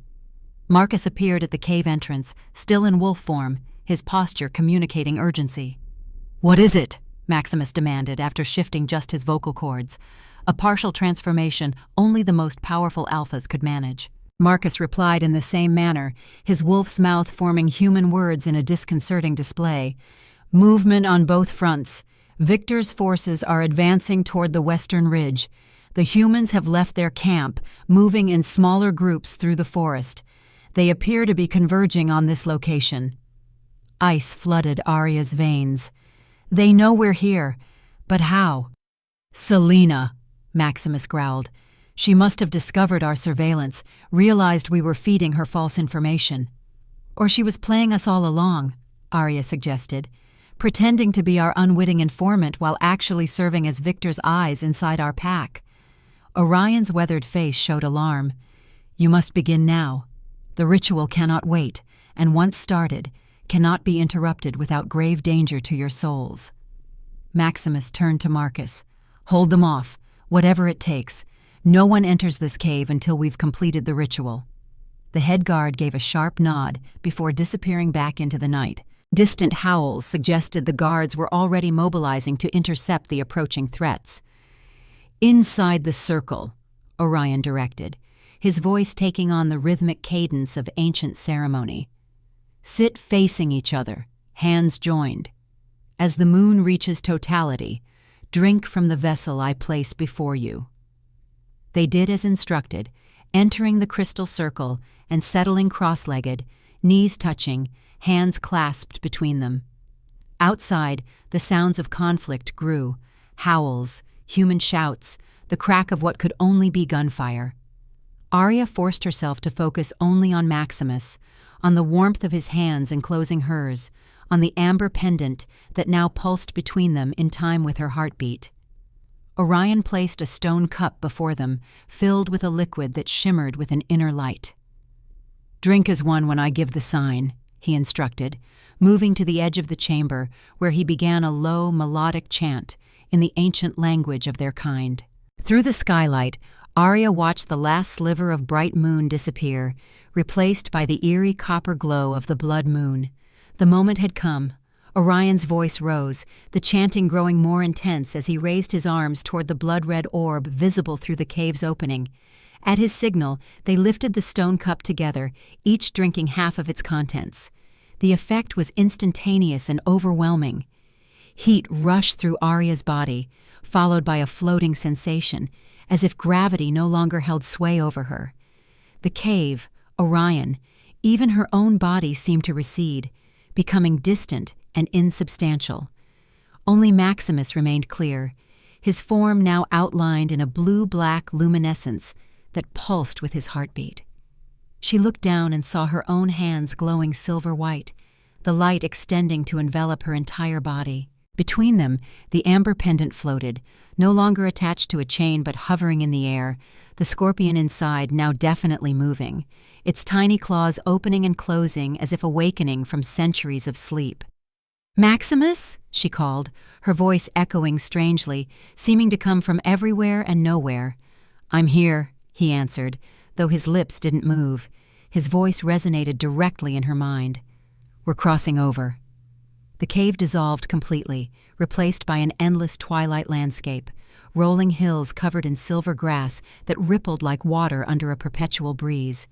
Above them, the blood moon hung enormous in a star-filled sky, casting its crimson light over everything. "The spirit hunting ground," Aria breathed, the words forming in her mind rather than from her throat. "We made it." Maximus rose, or rather his spirit form did, still glowing with that blue-black light. He extended a hand to help her up, and when their luminous fingers touched, a spark jumped between them, momentarily merging their auras. "We need to find the source of the sickness," he said, scanning the strange landscape. "Orion said we would know it when we saw it." As if in response to his words, a path appeared before them, cutting through the silver grass, a trail of darkness that pulsed with sickly red light, similar to the flashes Aria had seen in Maximus's eyes during his episodes. "There," she pointed, "it's showing us the way."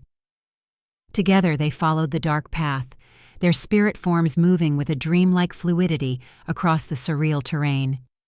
Time seemed meaningless here. They might have been walking for minutes or hours when they crested a hill and saw it, a massive black tree standing alone in a circle of withered ground. Its twisted branches reached toward the blood moon like supplicating arms, while its roots, visible through the parched earth, pulsed with the same sickly red glow as the path. "The source," Maximus whispered in her mind, "but it's not what I expected." As they approached, Aria noticed figures moving around the tree's base, shadowy forms that weren't quite wolf, weren't quite human, caught in an eternal state of partial transformation. The trapped souls of alphas claimed by the red moon sickness. Among them, one figure separated itself, approaching them with jerking, painful movements. As it drew closer, features became discernible. A face similar to Maximus's, but older, ravaged by suffering. "Father!" Maximus's mental voice cracked with emotion. The figure stopped before them, its form fluctuating between man and wolf, never settling on either. When it spoke, the voice echoed with countless others behind it. "Son, you've come, and brought her, the silver wolf." The entity that had once been Maximus's father turned its gaze to Aria. "We've waited so long." "What is this place?" Aria asked. "What happened to you?" "We are the consumed," the figure replied, "trapped between worlds by the poison they created." "They?" Maximus pressed. "Who created this sickness?" The figure gestured toward the black tree. "See for yourself. The truth is within." Approaching the massive trunk, Aria noticed symbols carved into the bark, not wolf script, but human writing, scientific notations alongside what appeared to be alchemical symbols. At the center, a name was carved deeper than the rest: Blackwood. "Project Luna Mortis," she read aloud, the human words feeling strange in her mind. Subject Alpha terminated after successful integration of compound RMS-7, generational transference confirmed, bloodline contamination complete. A human experiment, Maximus realized, horror rippling through his luminous form. They created the sickness to destroy us from within, the strongest bloodlines first, the alphas, then spreading through the generations. Yes, his father's spirit confirmed. What began as a weapon became a legacy of suffering. Each generation, the sickness grows stronger, appears earlier. Soon, no alpha will survive to lead the packs. Aria approached the tree, her silver glow intensifying as she neared the corrupted heartwood. "This Blackwood, the same family is still hunting wolves today, still experimenting." "The descendants continue what their ancestors began," the spirit agreed. "But now they seek to capture rather than kill, to study the silver wolf phenomenon, to weaponize it as they did our strength." Understanding dawned like ice water in her veins. "They're not just after wolves, they're specifically targeting me." Her hands moved protectively to her abdomen, where her child's spirit flickered like a tiny star within her luminous form. "And any child of mixed heritage." Maximus moved to her side, his energy field extending protectively around her. "How do we end this? How do we cure the sickness?" The spirit gestured to the withered ground around the tree. "The poison flows from roots to branches, from ancestors to descendants. It cannot be destroyed from without." Its gaze fixed on Aria. "Only from within, only by one who carries both worlds in their blood."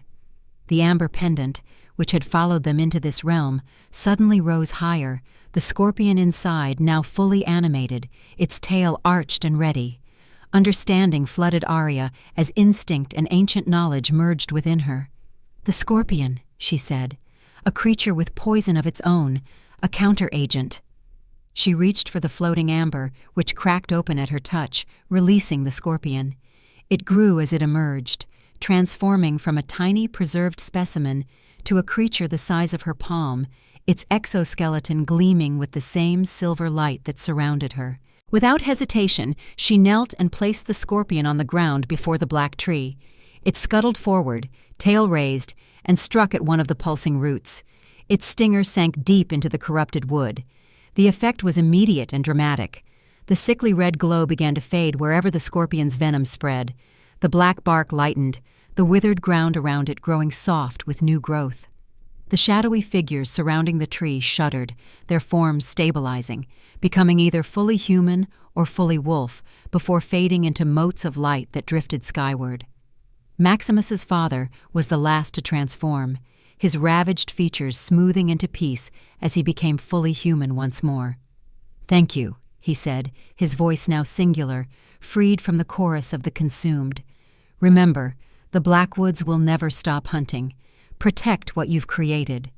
His gaze moved to the tiny star of light within Aria's silver form. "The future depends on it." Then he too dissolved into light, rising toward the blood moon that now began to brighten, its crimson hue fading as the eclipse passed. The black tree continued its transformation, roots and branches becoming silver, leaves sprouting where there had been none, until it stood as a mirror image of what it had been, a tree of life rather than corruption. The scorpion, its task complete, skittered back to Aria, climbing her luminous arm to settle once more in the amber pendant that reformed around it. "It's done," she whispered, feeling a profound shift in the energy around them. "The sickness is neutralized." Maximus embraced her, their spirit forms merging in a swirl of silver and midnight blue. "We need to return," he said. "The eclipse is ending, and our pack still faces danger." Even as he spoke, the spirit hunting ground began to fade around them, the silver grass and healed tree becoming transparent as their consciousness pulled back toward their physical bodies. Aria felt a wrenching sensation, followed by the disorienting experience of being compressed back into flesh and bone. She gasped, opening her eyes to find herself still seated across from Maximus within the crystal circle, their hands still clasped between them. But something had changed. The symbols painted on their skin now glowed with residual power, and Maximus, his eyes were clear, free of the red flashes that had haunted them for months. "You're healed," she breathed, reaching to touch his face. Before he could respond, a commotion at the cave entrance drew their attention. Marcus stood there, his clothing torn and bloody, expression grim. "Alpha," he called urgently. "They've breached our defenses. Victor and the humans, they're working together. We can't hold them much longer." Outside, the night had erupted into chaos. Howls and gunshots echoed across the cliff face, accompanied by the acrid smell of smoke and blood. The final confrontation had begun, with their pack caught between two deadly enemies, and Aria now carried not only the future of their bloodline, but the cure that could save them all. Maximus and Aria exchanged a single glance, an entire conversation passing between them in that brief moment. The ritual had succeeded. His eyes were clear of the sickness that had plagued him, but they had returned to a world in flames. "How many?" Maximus asked Marcus, already moving to his feet, his body regaining strength with each passing second. "At least 30 wolves from Victor's pack, plus the humans. 15, maybe more, with advanced weapons." Marcus's voice was tight with controlled fury. "They're using some kind of gas that weakens our transformation ability. 3 of our guards are down already." "And Selena?" Aria asked, accepting Maximus's hand as she rose. "Gone. Fled to Victor's side as soon as the attack began." Marcus's lip curled in disgust. "She led them straight to us." Maximus turned to Aria, his expression grave. "You should stay here." "Don't!" she cut him off, amber eyes flashing. "I'm not hiding while our pack fights for survival." A ghost of a smile touched his lips despite the dire situation. "I was going to say you should stay here with Orion until we clear a path. Then both of you head back to the settlement. The elders, cubs, and pregnant females are being evacuated to the emergency shelters. You need to lead them." Her expression softened slightly, but determination still radiated from her like heat. "I can fight, Maximus. The ritual worked. I can feel it. My power has never been stronger." "I know." He cupped her face briefly. "But you carry more than just power now. Our child and the cure for our people both must be protected at all costs. Before she could respond, a deafening explosion rocked the cave entrance. Chunks of rock crashed down as dust filled the air. Through the newly widened opening, they could see figures moving in the smoke, human shapes carrying weapons, and the larger silhouettes of wolves. "Go!" Marcus shouted, already transforming. "I'll hold them here!" Maximus turned to Orion. "Is there another way out?" The old man nodded, moving to the far wall of the cave where ancient carvings covered the stone. "The ancestors always built escape routes," he said, pressing a sequence of symbols. A section of rock slid aside with a grinding noise, revealing a narrow tunnel. "This leads down through the cliff and emerges near the river. It hasn't been used in generations, but it should still be passable." Another explosion, closer this time. Gunfire erupted, followed by the snarls and cries of fighting wolves. "Take her," Maximus ordered Orion. "Get her safely to the settlement." "And you?" Aria demanded, though she already knew the answer. "I need to lead our defenders. Victor's forces expect me to be weakened by the sickness. They don't know what we've accomplished here." His eyes held hers, intense and clear. "I'll find you. I promise." She wanted to argue, to stay and fight by his side, but the tiny life pulsing within her center, a life whose spirit she had seen in the hunting ground, demanded protection. With a quick nod, she pressed her lips to his in a fierce kiss. "Don't you dare die," she whispered against his mouth. "Not now that I have a reason to live," he answered, then gently pushed her toward Orion and the tunnel. "Go." The tunnel was narrow and sloping, requiring them to move in single file, Orion leading with a small crystal that provided meager illumination. Behind them, the sounds of battle grew fainter as they descended deep into the cliff's heart. "How long will this take?" Aria asked, fighting the urge to turn back. "Half an hour if we move quickly," Orion replied, his aged frame moving with surprising agility through the confined space. "The exit emerges in a grove of willows near the bend in the river, about 2 miles from the main settlement." They continued in silence for several minutes, the only sounds their breathing and the occasional fall of loose stones. Aria's mind raced with worry for Maximus and their pack, but also with wonder at what had happened in the spirit hunting ground. The corruption they had found there, the generations of suffering caused by human experimentation, and the revelation that the Blackwood family's vendetta against wolves spanned centuries. "Orion," she said suddenly, "these humans, the Blackwoods, you knew about them before tonight, didn't you?" The elder paused briefly before continuing forward. "I suspected," he admitted. "There are references in the oldest texts to a family of blood workers who studied our kind, who sought to control wolf power through alchemy and early science. The name varies over time, Schwarzholz, Bois Noir, Blackwood, but the purpose remains the same. And now they're after me, after silver wolves. Yes, a silver wolf has abilities they've never been able to replicate or control. Your healing power, your ability to cross between worlds, these would be invaluable to those who seek dominion over life and death itself." A chill ran through Aria, despite the tunnel's warmth. "How would they even know I exist? Silver wolves are so rare." "Selena," Orion's voice hardened. "She must have informed them after your transformation during the confrontation with Victor. She has betrayed not just Maximus, but all wolfkind." The tunnel began to slope upward, and the sound of flowing water reached them from somewhere ahead. They were nearing the exit. "Be cautious," Orion warned. "We don't know if they've discovered this escape route. Stay in human form until we're certain it's safe. Your silver fur would be too visible." They emerged into the cool night air amid a cluster of ancient willows, their branches swaying gently over the rushing river. The moon, now past its eclipse, shone bright and full overhead. In the distance, smoke rose from the direction of Moonfall Cliff, and the sounds of fighting echoed faintly. Orion gestured for silence, scanning their surroundings with senses honed by decades of survival. After a moment, he nodded. "Clear for now, but we should move quickly. The settlement is that way." They set off through the forest, keeping to the shadows, moving as silently as possible. Aria found herself reflexively touching the amber pendant, drawing comfort from its warm presence. The scorpion inside seemed dormant again, but she knew now it was more than a mere fossil. It was a guardian, a weapon against the corruption that had plagued their kind for centuries. "What I saw in the spirit hunting ground," she said softly as they walked.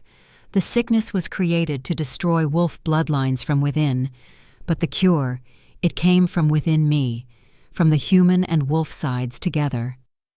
"Balance," Orion nodded. "What the first Blackwood sought to tear apart, you have reunited. Human and wolf, coexisting in harmony. This is why silver wolves are so rare and precious. You embody the very unity our enemies fear most." They continued in contemplative silence until the lights of the settlement appeared through the trees. But something was wrong. Where there should have been the normal glow of hearth fires and lanterns, angry flames leaped skyward. The acrid smell of burning wood and something else, something chemical, carried on the wind. "They've attacked the settlement," Aria gasped, instinctively starting forward. Orion caught her arm. "Wait, we need to assess before rushing in." They approached more cautiously, using the forest's edge as cover. The scene that greeted them was one of controlled chaos. Several buildings burned, but the flames were being contained by pack members working in organized groups. Others moved in defensive formations, guards positioned strategically around the settlement perimeter. At the central gathering area, a makeshift medical station had been established. Wounded wolves in various states of transformation were being treated by healers. Among them moved a familiar figure, Mira, her hand steady as she applied medicines and bandages. Aria and Orion slipped from the trees, identifying themselves to the guards, who immediately challenged them. They were quickly escorted to the medical station. "Aria!" Mira exclaimed, relief washing over her tired features. "Thank the moon you're safe. We feared the worst when the attacks began." "What happened here?" Aria asked, already moving to help with the wounded. "Victor's forces hit us from the south while the humans came from the east," Mira explained, passing Aria fresh bandages. "It was clearly coordinated. They were after the cubs and the pregnant females, trying to capture, not kill." Cold rage settled in Aria's chest. "The evacuation? Did everyone get out?" "Most." Mira's expression darkened. 2 females and their cubs were taken, loaded into vehicles by the humans before we could reach them. Elena tried to stop them and was shot with some kind of dart. She's alive but hasn't regained consciousness. Aria knelt beside the unconscious guard, placing a hand on her forehead. The amber pendant warmed against her skin as she reached for her healing ability, sending tendrils of energy into the wounded wolf. After a moment, Elena's eyes fluttered open, confusion giving way to recognition. "Silver wolf," she whispered. "They took them. Said they needed breeding specimens." "Save your strength," Aria soothed. "We'll get them back." Elena grabbed her wrist with surprising force. "Blackwood. He was here himself. Said he'd been waiting generations for this moment. For you." A commotion at the perimeter drew their attention. Guards were moving to defensive positions as a group approached from the forest, wolves supporting wounded comrades. At their head, bloodied but unbowed, walked Maximus. Aria ran to him, relief flooding her system as he caught her in a fierce embrace. His body was marked with fresh wounds, but his eyes remained clear and strong, no sign of the sickness that had plagued him for months. "The cliff?" she asked against his chest. "Secured for now. We drove them back with heavier losses than expected. Victor wasn't prepared for me to be at full strength." His expression darkened as he surveyed the damaged settlement. "But this was a diversion. Their main force came here while we were occupied." "They took packmates," Aria told him, 2 females and their cubs. Fury flashed across his features, quickly controlled and channeled into determined focus. "Gather the senior guards and elders," he ordered a nearby beta. "We plan our response now." 10 minutes later, they assembled in the only undamaged building large enough, the communal dining hall. Maps were spread across tables as guards reported what they had observed of the enemy's movements and strength. "The humans have established a base here." Marcus indicated a point on the map about 15 miles east. "An old logging facility, renovated recently. Heavy security, laboratory equipment being moved in over the past month. We believed they were just monitoring us, but clearly their plans are more advanced." "And Victor's forces?" Maximus asked. "Retreated south, toward their own territory, but not all of them. A contingent appears to be staying with the humans. I'd say Victor has fully allied with Blackwood." Orion cleared his throat. "After what Aria and Maximus discovered in the spirit hunting ground, this alliance makes a terrible kind of sense. The Blackwoods have been manipulating wolfkind for centuries. The Red Moon sickness was just the beginning." A murmur ran through the assembled leaders as Orion briefly explained what they had learned during the ritual. Disbelief gave way to anger as they realized the extent of the manipulation their kind had suffered. "And now they want silver wolf blood," Marcus concluded grimly, "for new experiments." All eyes turned to Aria. She straightened under their gaze, one hand unconsciously moving to her abdomen. "They won't stop," she said quietly. "Not with those they've captured. Not with me. Not with any of us. This Blackwood sees wolves as specimens, not beings, and Victor has betrayed his own kind for power." "Then we end this," Maximus stated, his voice carrying the weight of alpha command. "Tonight. We rescue our packmates and destroy Blackwood's operation before it can truly begin." Marcus frowned. "Alpha, their weapons are unlike anything we've faced. The gas they used at the cliff, the darts that took down Elena, they're specifically designed to combat wolves." "And we have something they don't expect," Maximus countered, looking to Aria. "A silver wolf whose powers are fully awakened, and a pack no longer vulnerable to their century-old poison." "What are you suggesting?" Orion asked. Aria met Maximus's gaze, understanding dawning. "The amber," she said. "The scorpion's venom that neutralized the sickness in the spirit hunting ground. It might work in this world, too." Orion's eyes widened. "A counter-agent to their weapons, theoretically possible, but we'd need to distill the essence from the pendant. I don't know if—" "We have to try," Aria insisted. "If we can protect even a portion of our fighters from their chemical weapons, we have a chance." The next hour passed in frantic preparation. Orion and Aria worked to extract tiny amounts of amber from around the scorpion, careful not to damage the creature itself. They created a solution that, when applied to the skin, might offer protection against the human's chemical weapons. Meanwhile, Maximus organized their forces. 3 teams, one to create a diversion at the facility's main entrance, another to cut power and communications, and a third, led by Maximus and Aria, to infiltrate and locate their captured packmates. "This is enough for 20 wolves," Orion announced, holding up vials of amber-colored liquid. "I can't guarantee it will work, but it's our best hope." Maximus nodded. "Give it to our strongest fighters. We move in 30 minutes." As the others dispersed to make final preparations, Maximus pulled Aria aside.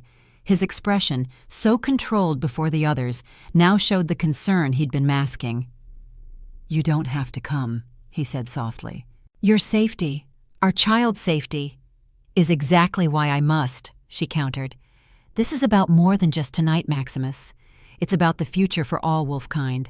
If we don't stop Blackwood now, our child will never know peace."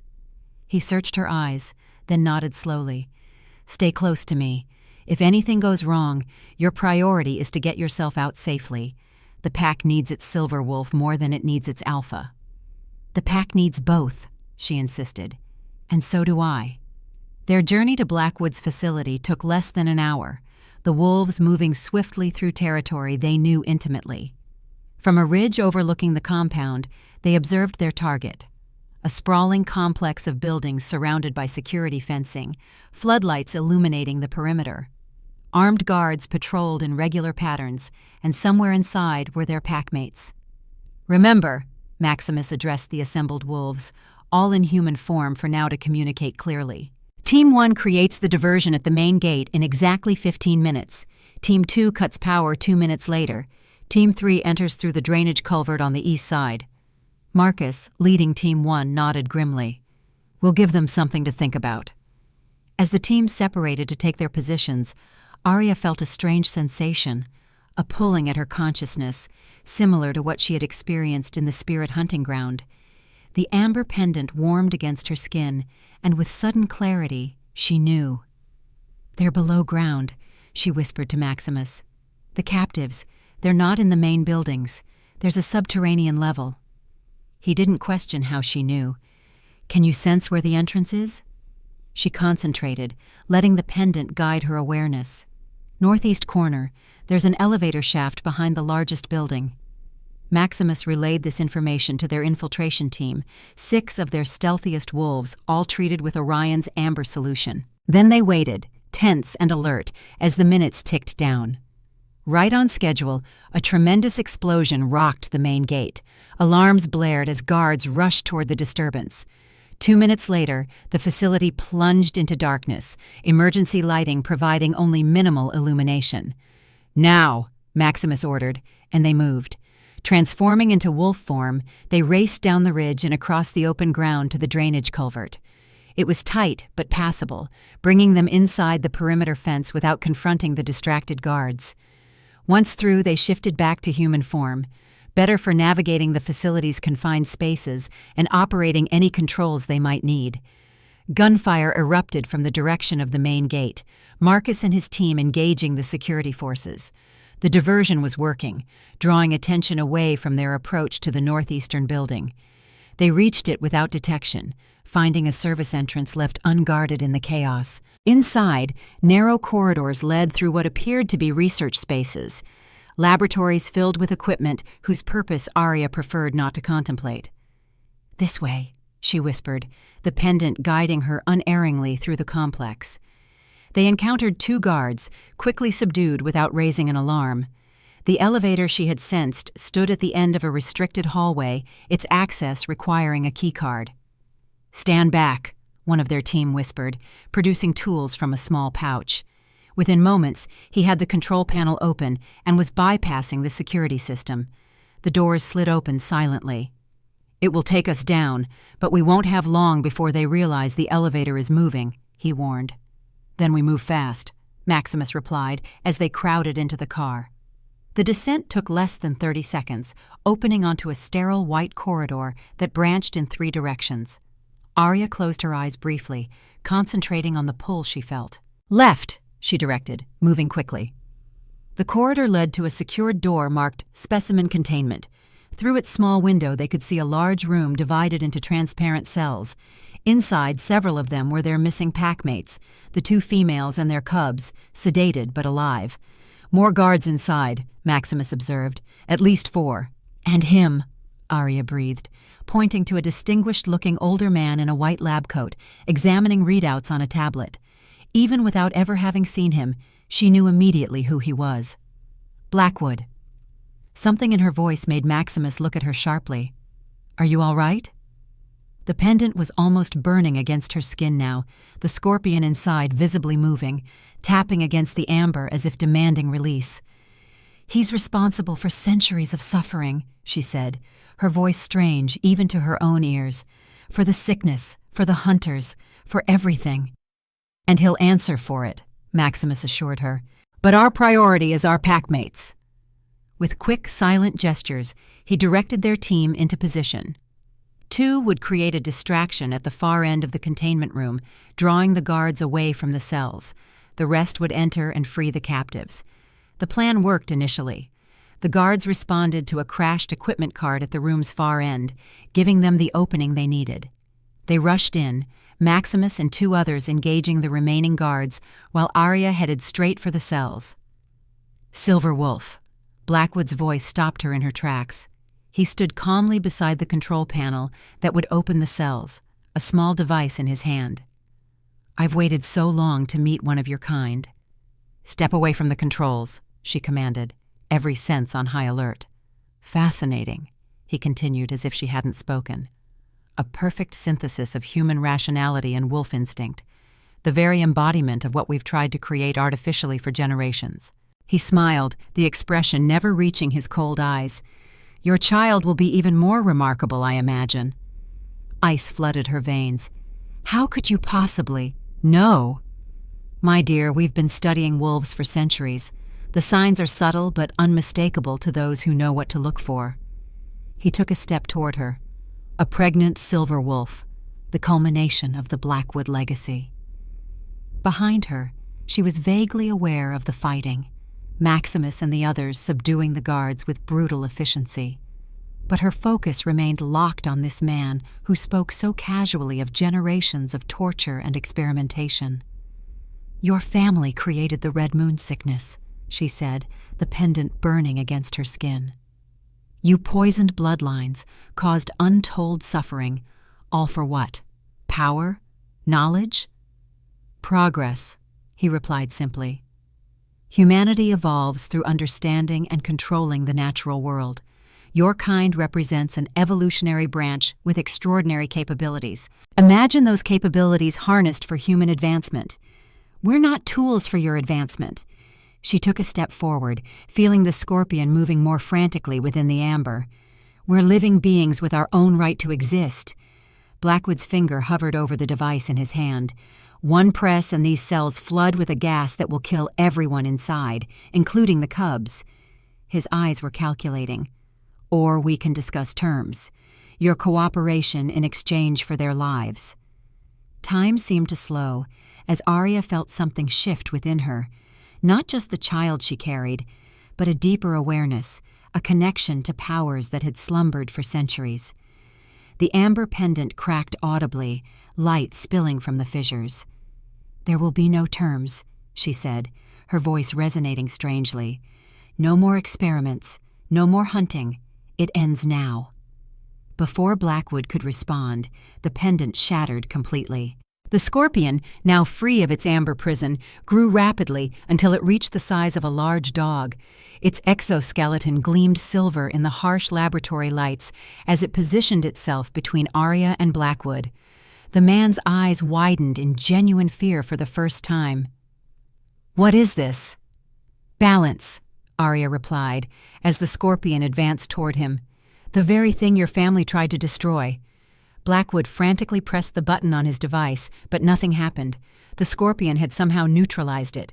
He backed away, reaching for an alarm panel on the wall, but the creature was faster. Its stinger flashed forward, piercing the man's hand. Blackwood collapsed immediately, not dead, but paralyzed, his eyes still aware and watching in horror as Aria stepped past him to the control panel. With a few taps, the cell doors slid open. "Get them out," she ordered the team members who had finished subduing the guards. All of them. As their packmates were gently roused and helped from the cells, Maximus approached Aria, eyeing the enormous scorpion with cautious respect. "What is it?" he asked softly. "A guardian," she replied, watching as the creature began to shrink, returning to its original size. It skittered back to her, climbing her arm to rest in her palm. "A protector of balance from the spirit hunting ground." Blackwood made a strangled noise from where he lay paralyzed. Maximus looked down at him with cold contempt. "We should kill him," one of the team growled, "after everything his family has done." "No," Aria interrupted. "Death would be too simple.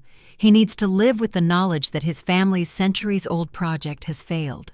She knelt beside the paralyzed man, the scorpion still in her palm. "The paralysis is temporary, but this—" She allowed the scorpion to touch his forehead with its stinger once more, the briefest contact. "This will ensure you never harm another wolf." Blackwood's eyes widened in terror, then gradually clouded, as if a veil had been drawn over his memories. "What did you do?" Maximus asked as they hurried from the room, carrying the sedated cubs, while the mothers, now awake, followed on unsteady legs. "Removed specific memories," Aria explained. "Knowledge of wolves, of his experiments, of his family's legacy. He'll recover physically, but the research, the techniques, the generational knowledge, it's gone." The facility had descended into chaos. The power outage, combined with the attack at the main gate, had overwhelmed the security forces. They encountered minimal resistance as they made their way back to the surface and out through a service entrance. Marcus and his team were waiting at the rendezvous point in the forest, bloodied but triumphant. "The place is in shambles," he reported. "Half their guards deserted when the wolves from Victor's pack turned on them. Apparently not all were willing to ally with humans against their own kind." "And Victor?" Maximus asked. "Fled south with his remaining loyalists. His alliance with Blackwood cost him most of his pack's support once they realized what they were participating in. They moved swiftly through the night, putting distance between themselves and the facility. The liberated mothers and cubs were weak but recovering, protected at the center of their formation. Dawn was breaking as they approached their territory, casting the forest in soft golden light. Aria, exhaustion finally catching up with her, felt Maximus's arm encircle her shoulders. "What you did back there," he said quietly. "I've never seen anything like it." "Neither had I," she admitted, opening her palm where the scorpion now rested, once again encased in a small piece of amber, though different from the original pendant, clearer, allowing the creature to move and see. I think it's been waiting for this moment for centuries, for the balance to be restored." "And has it been? Restored?" She considered the question as they walked the final stretch toward home. "The Red Moon sickness is cured. Blackwood's knowledge is erased, but Victor is still out there, and the world is full of those who fear what they don't understand." Her hand moved to her abdomen, where new life grew.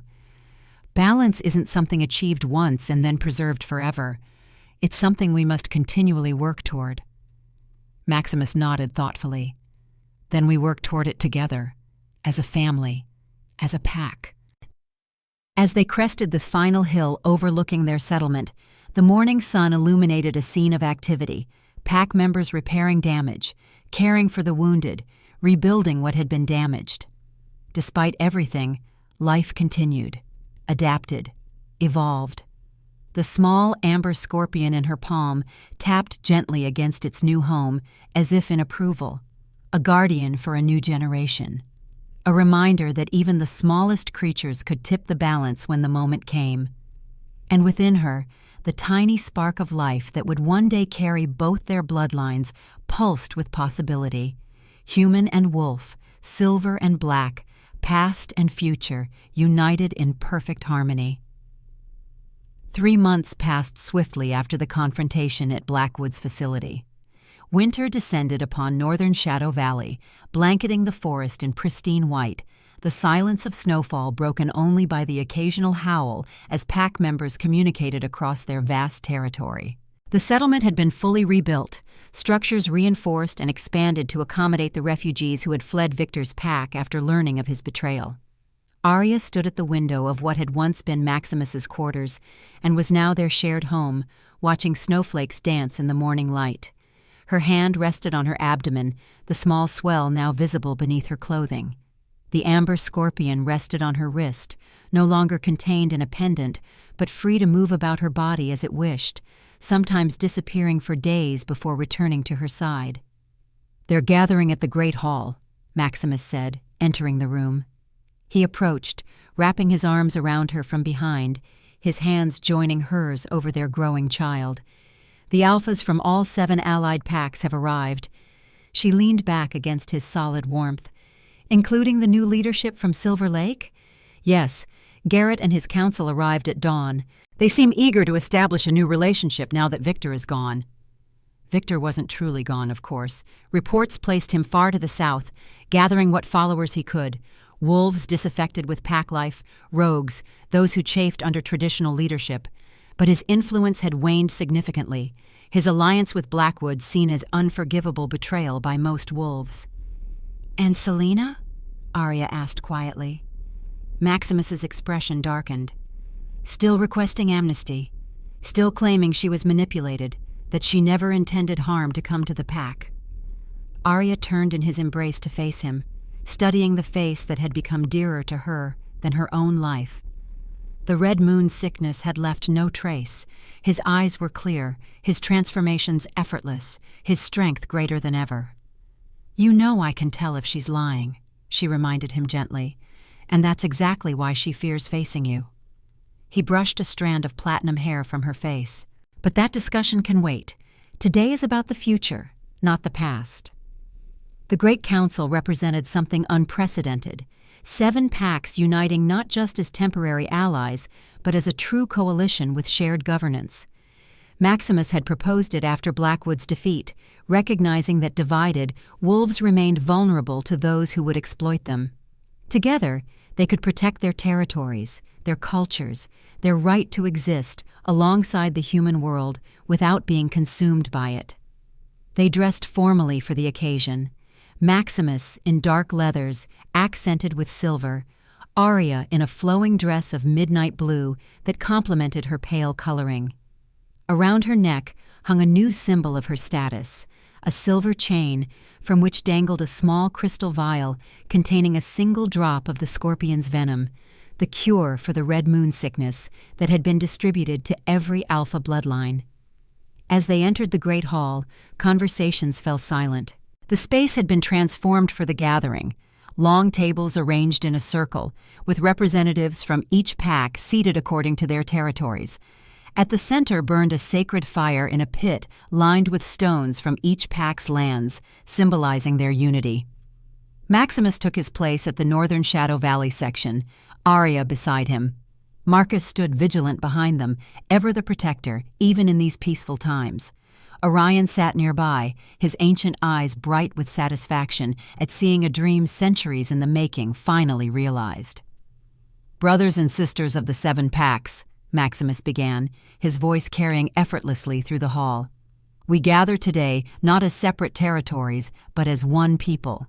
The events of recent months have shown us that divided, we remain vulnerable to those who would exploit us, experiment upon us, or eradicate us entirely." Murmurs of agreement rippled through the assembly.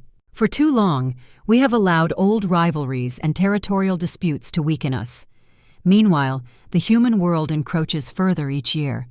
We face choices, continue as we have and watch our kind slowly diminish, or adapt, evolve, while preserving the essence of who and what we are." Garrett, the new alpha of Silver Lake Pack, leaned forward. A young but respected leader, he had overthrown Victor's remaining supporters and pledged alliance with Northern Shadow Valley. "We agree with the principle, Maximus," he said, "but each pack has its own traditions, its own ways. How do we unite without losing our identities?" "The Great Council provides framework, not conformity," Aria spoke up, her clear voice drawing all eyes. "Each pack maintains autonomy within its territory, but agrees to common laws regarding interaction with humans, resolution of disputes between packs, and mutual defense."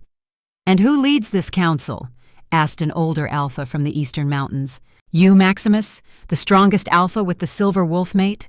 The question hung in the air, charged with centuries of wolf tradition that always placed the most powerful at the top of the hierarchy. Maximus smiled slightly. "No. Leadership rotates among the 7 packs, 1 year each. Decisions require majority agreement, with provisions for urgent action during crises." Surprise registered on many faces. An alpha willingly sharing power was virtually unprecedented.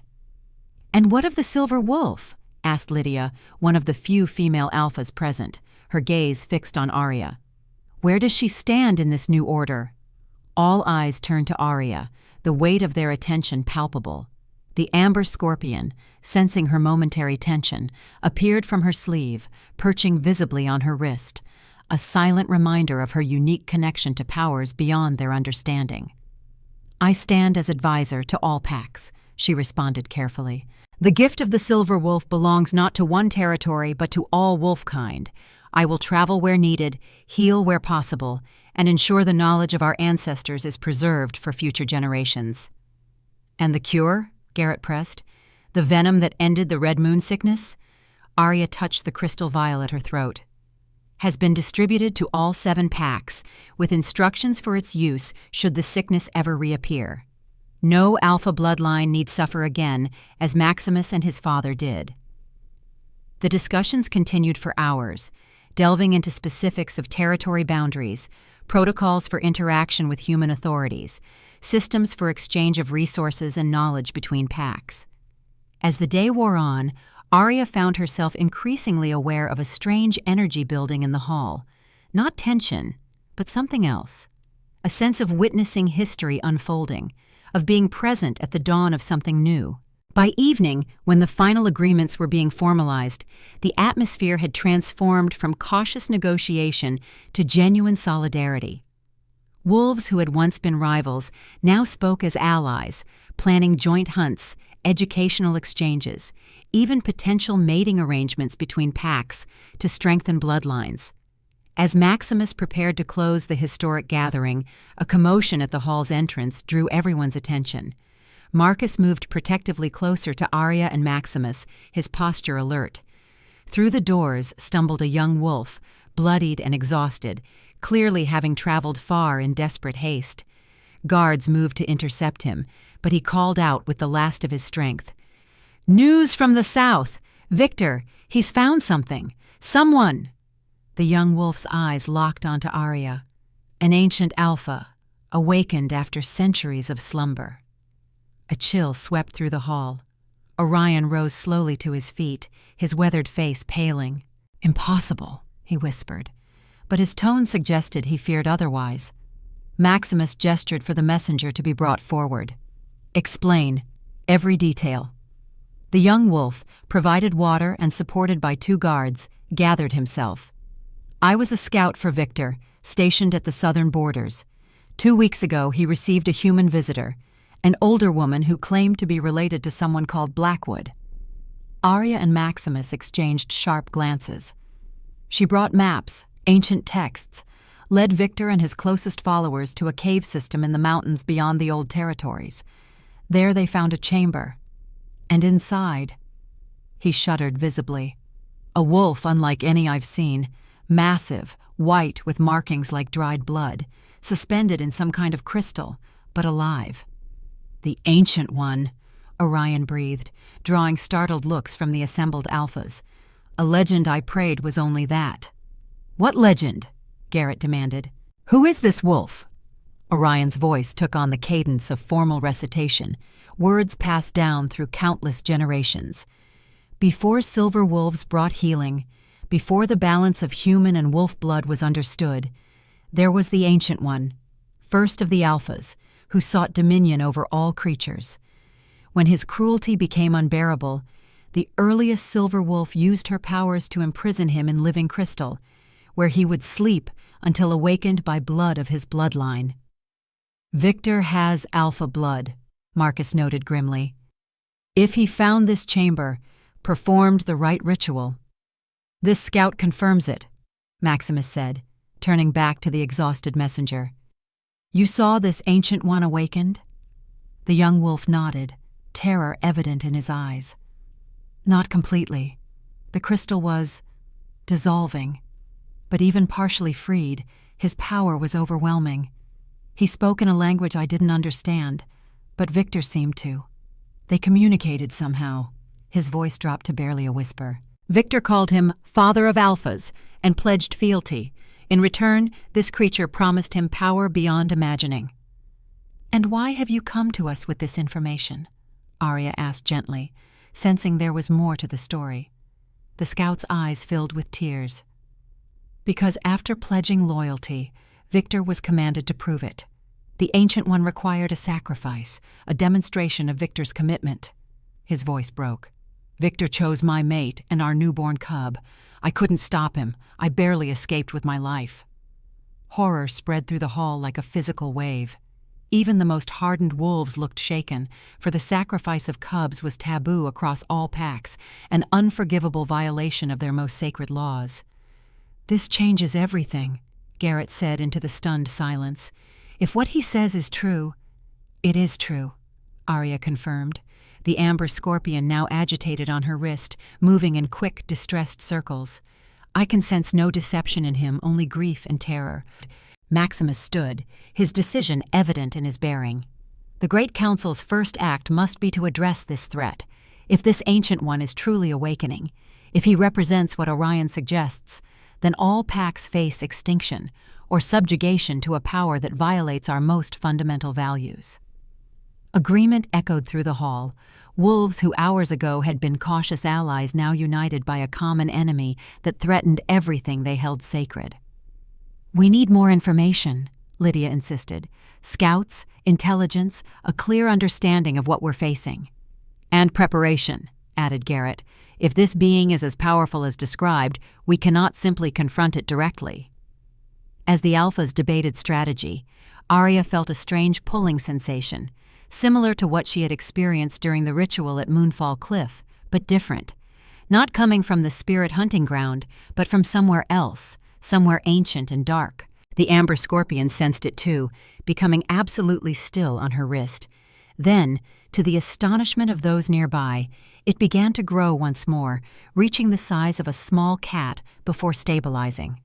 It skittered down to the floor and moved to the center of the hall, positioning itself beside the sacred fire. With its stinger, it began etching symbols into the stone floor, symbols Aria recognized from the ancient texts, from the spirit hunting ground, from knowledge that seemed to flow into her mind from some ancestral memory. "What is it doing?" Garrett asked, equal parts fascinated and alarmed. "Showing us," Aria replied, moving to stand beside the enlarged scorpion. "Showing us what we face." The symbols formed a map, mountain ranges, rivers, valleys rendered with uncanny precision. At a specific point, the scorpion carved a deeper mark, then looked up at Aria expectantly. "The Ancient One's resting place," she interpreted. "And his awakening threatens more than just wolves." Her hand moved to her abdomen, protective instinct surging as understanding dawned. The Ancient One was imprisoned because he sought to enslave both wolves and humans. He believes both species should serve alpha bloodlines, with him as the supreme ruler. "How could you possibly know this?" Lydia questioned. "Because," Orion explained, joining Aria beside the scorpion, "the silver wolf bloodline carries ancestral memories, knowledge passed down not through teaching, but through blood itself." He gestured to the enlarged arachnid, "And this guardian has witnessed it all, the imprisonment, the long watch, and now the awakening." Maximus studied the carved map intently. "This location is at least 10 days' journey south, in territory none of our packs has claimed for generations. Inhospitable, mountainous. Defensible," Marcus added. "Easy to see approaching forces, difficult to surround." "We need a plan," Maximus decided, addressing the full council. "Not just force against force, but something the Ancient One won't expect." "He'll expect alphas to challenge him directly," Aria said, her mind racing with half-formed images, impressions from bloodline memories not fully accessible but increasingly clear. "To fight for dominance as wolves have done for millennia." "Then we don't give him what he expects," Garrett suggested. "We adapt, as you said earlier, Maximus. Evolve our tactics." The planning continued late into the night. Scouts would be dispatched immediately to gather intelligence, supply lines established for a potential extended campaign. Training begun for joint operations between pack forces unused to working together. As the meeting finally concluded near midnight, the alphas departed to prepare their packs, a new sense of urgency and unity binding them together. The Great Council, intended as a peaceful alliance, would face trial by fire before it had truly begun. Alone in their quarters later that night, Aria stood again by the window, watching moonlight glint off fresh snow. The amber scorpion, once more normal-sized, rested on the sill beside her hand. "You knew, didn't you?" she asked it softly. "That's why you appeared to me, why you've stayed, not just to cure the red moon sickness, but because something worse was coming." The scorpion tapped twice with its claw, a gesture she had come to recognize as affirmation. Maximus joined her, his reflection appearing in the window glass beside hers. "The scouts will leave at first light," he said quietly. 6 teams, approaching from different directions. "It won't be enough," she replied, turning to face him. "Not just scouts, not just warriors. The Ancient One's power comes from the same source as mine, but corrupted, twisted toward dominance rather than healing." "What are you saying?" he asked, though his expression suggested he already sensed her meaning. "I need to go myself." "Oh." She held up a hand as he began to protest. "Not to fight. I know my limits, especially now." Her hand rested on her growing belly. "But to understand. The Silver Wolf and the Ancient One are connected, 2 sides of the same power. If we're to have any chance against him, I need to see him for myself, to understand how he was imprisoned the first time." Maximus's struggle was evident in his face. the alpha's instinct to protect his mate and unborn child, warring with the leader's recognition of necessity. "We go together," he finally said. "A small group, you, me, Marcus, and Orion. We observe only, gather information, then return to lead the united packs." "And the scorpion," she added, as the small creature skittered up her arm to settle on her shoulder. "It has its own role to play in this." In the days that followed, preparations moved at a feverish pace. The 7 packs organized as never before, centuries of isolation giving way to coordination that would have seemed impossible months earlier. While Maximus worked with the other alphas to prepare their forces, Aria spent long hours with Orion, delving into the oldest texts and scrolls for any information about the Ancient One. "His name was Fenris," Orion told her one evening, carefully unrolling a scroll so ancient the parchment threatened to crumble at his touch. "The first to fully harness the alpha power, at a time when wolves and humans lived in closer proximity." "He wasn't the first alpha, though," Aria noted, examining the faded illustrations that accompanied the text. "Just the first to take it beyond natural leadership into something darker." "Yes. The texts say he discovered how to absorb the power of other alphas by consuming their hearts. Each one he defeated and devoured increased his strength until even the strongest packs couldn't stand against him." Aria shuddered, her hand instinctively moving to protect her unborn child. "And the first silver wolf? How did she imprison him?" Orion frowned, scanning the ancient script. "The account is fragmented. It mentions a sacrifice, a ritual performed during a convergence of celestial bodies. The silver wolf gave something of herself to create the prison." "Gave what?" Aria pressed. "That part is missing," he admitted. "But whatever it was, it nearly cost her life. She lived long enough to teach others of her bloodline, but never fully recovered from the ritual." The scorpion, which had been exploring the archive room, suddenly became alert, climbing rapidly to Aria's shoulder and tapping urgently against her neck. "What is it?" she asked, having learned to trust the creature's warnings. A moment later, Marcus appeared at the door, his expression grim. "Scouts returning," he reported. "From the eastern approach. Only one made it back." And they hurried to this healing house where the injured scout was being treated. The young wolf had been severely wounded, deep lacerations across his chest and face that should have been fatal to anyone without wolf healing ability. "Victor's forces," he gasped when he saw Maximus and Aria enter. "Expanded, changed." "Changed how?" Maximus asked, kneeling beside the wounded scout. "Stronger, faster." The scout coughed, blood speckling his lips. "Eyes like fire. They caught Kira and Tomas within minutes. I only escaped because—" He hesitated, shame crossing his features. "Because?" Maximus prompted gently. "They were feeding. On my packmates. I heard sounds. They weren't just killing. They were consuming." Aria felt cold dread pool in her stomach. "Like Fenris," she whispered to Orion. "He's teaching Victor his methods."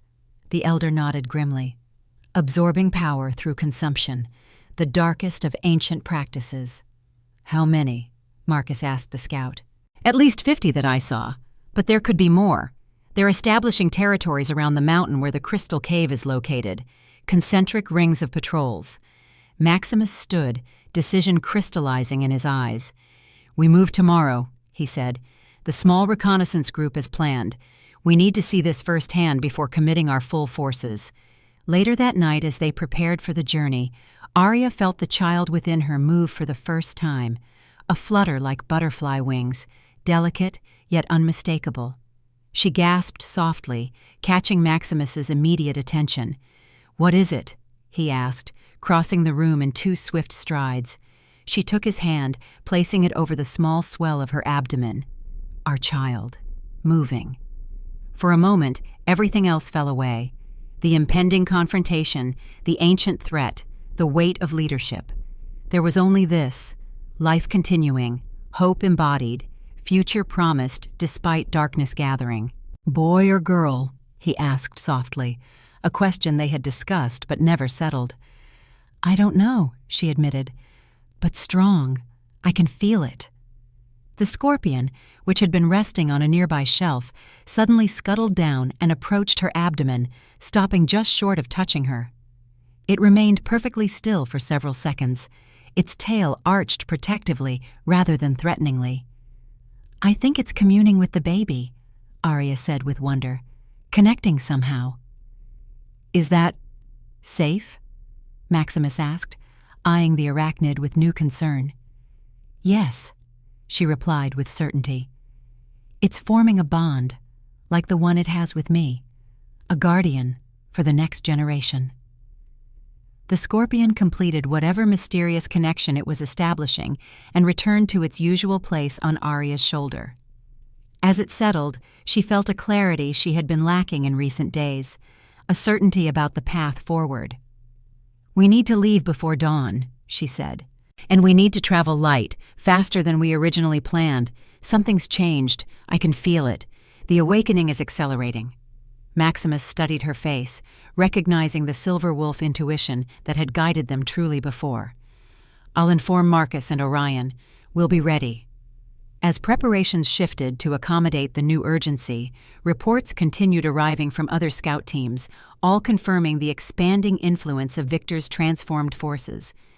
Territories that had been peaceful for generations now reported strange howls in the night, wolf scents mixed with something older and more primal. In the last hours before their departure, Garrett arrived from Silver Lake Pack, bringing news of his own scouts' discoveries. "They're not just consuming wolves," he reported gravely. "Human settlements near the mountains have been attacked. Not random killings, selective targeting of leaders, the strongest, the most influential. Classic alpha strategy, eliminating potential resistance."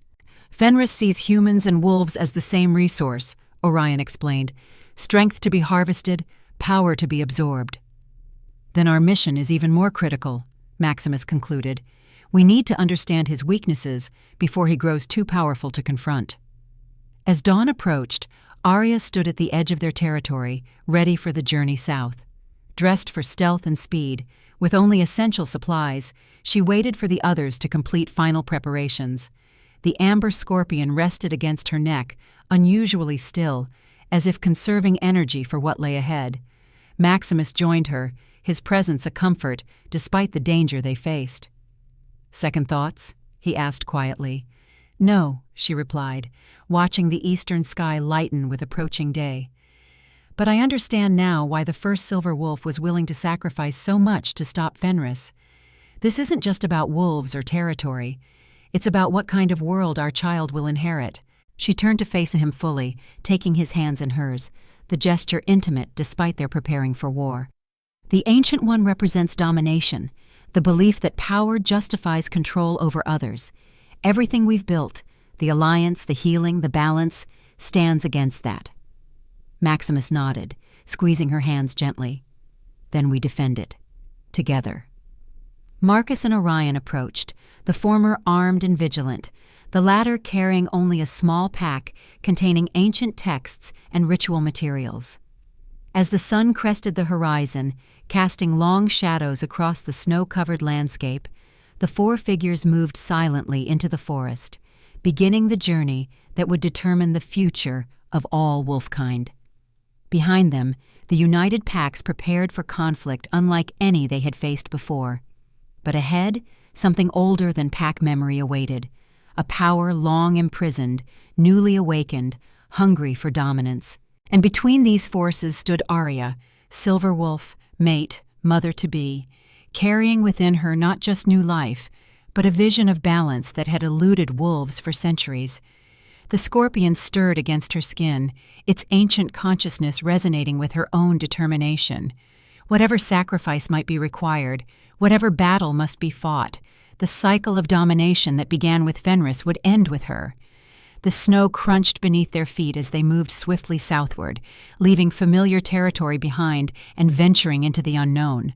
4 wolves against an ancient evil, guided by the hope that wisdom might prevail where strength alone could not.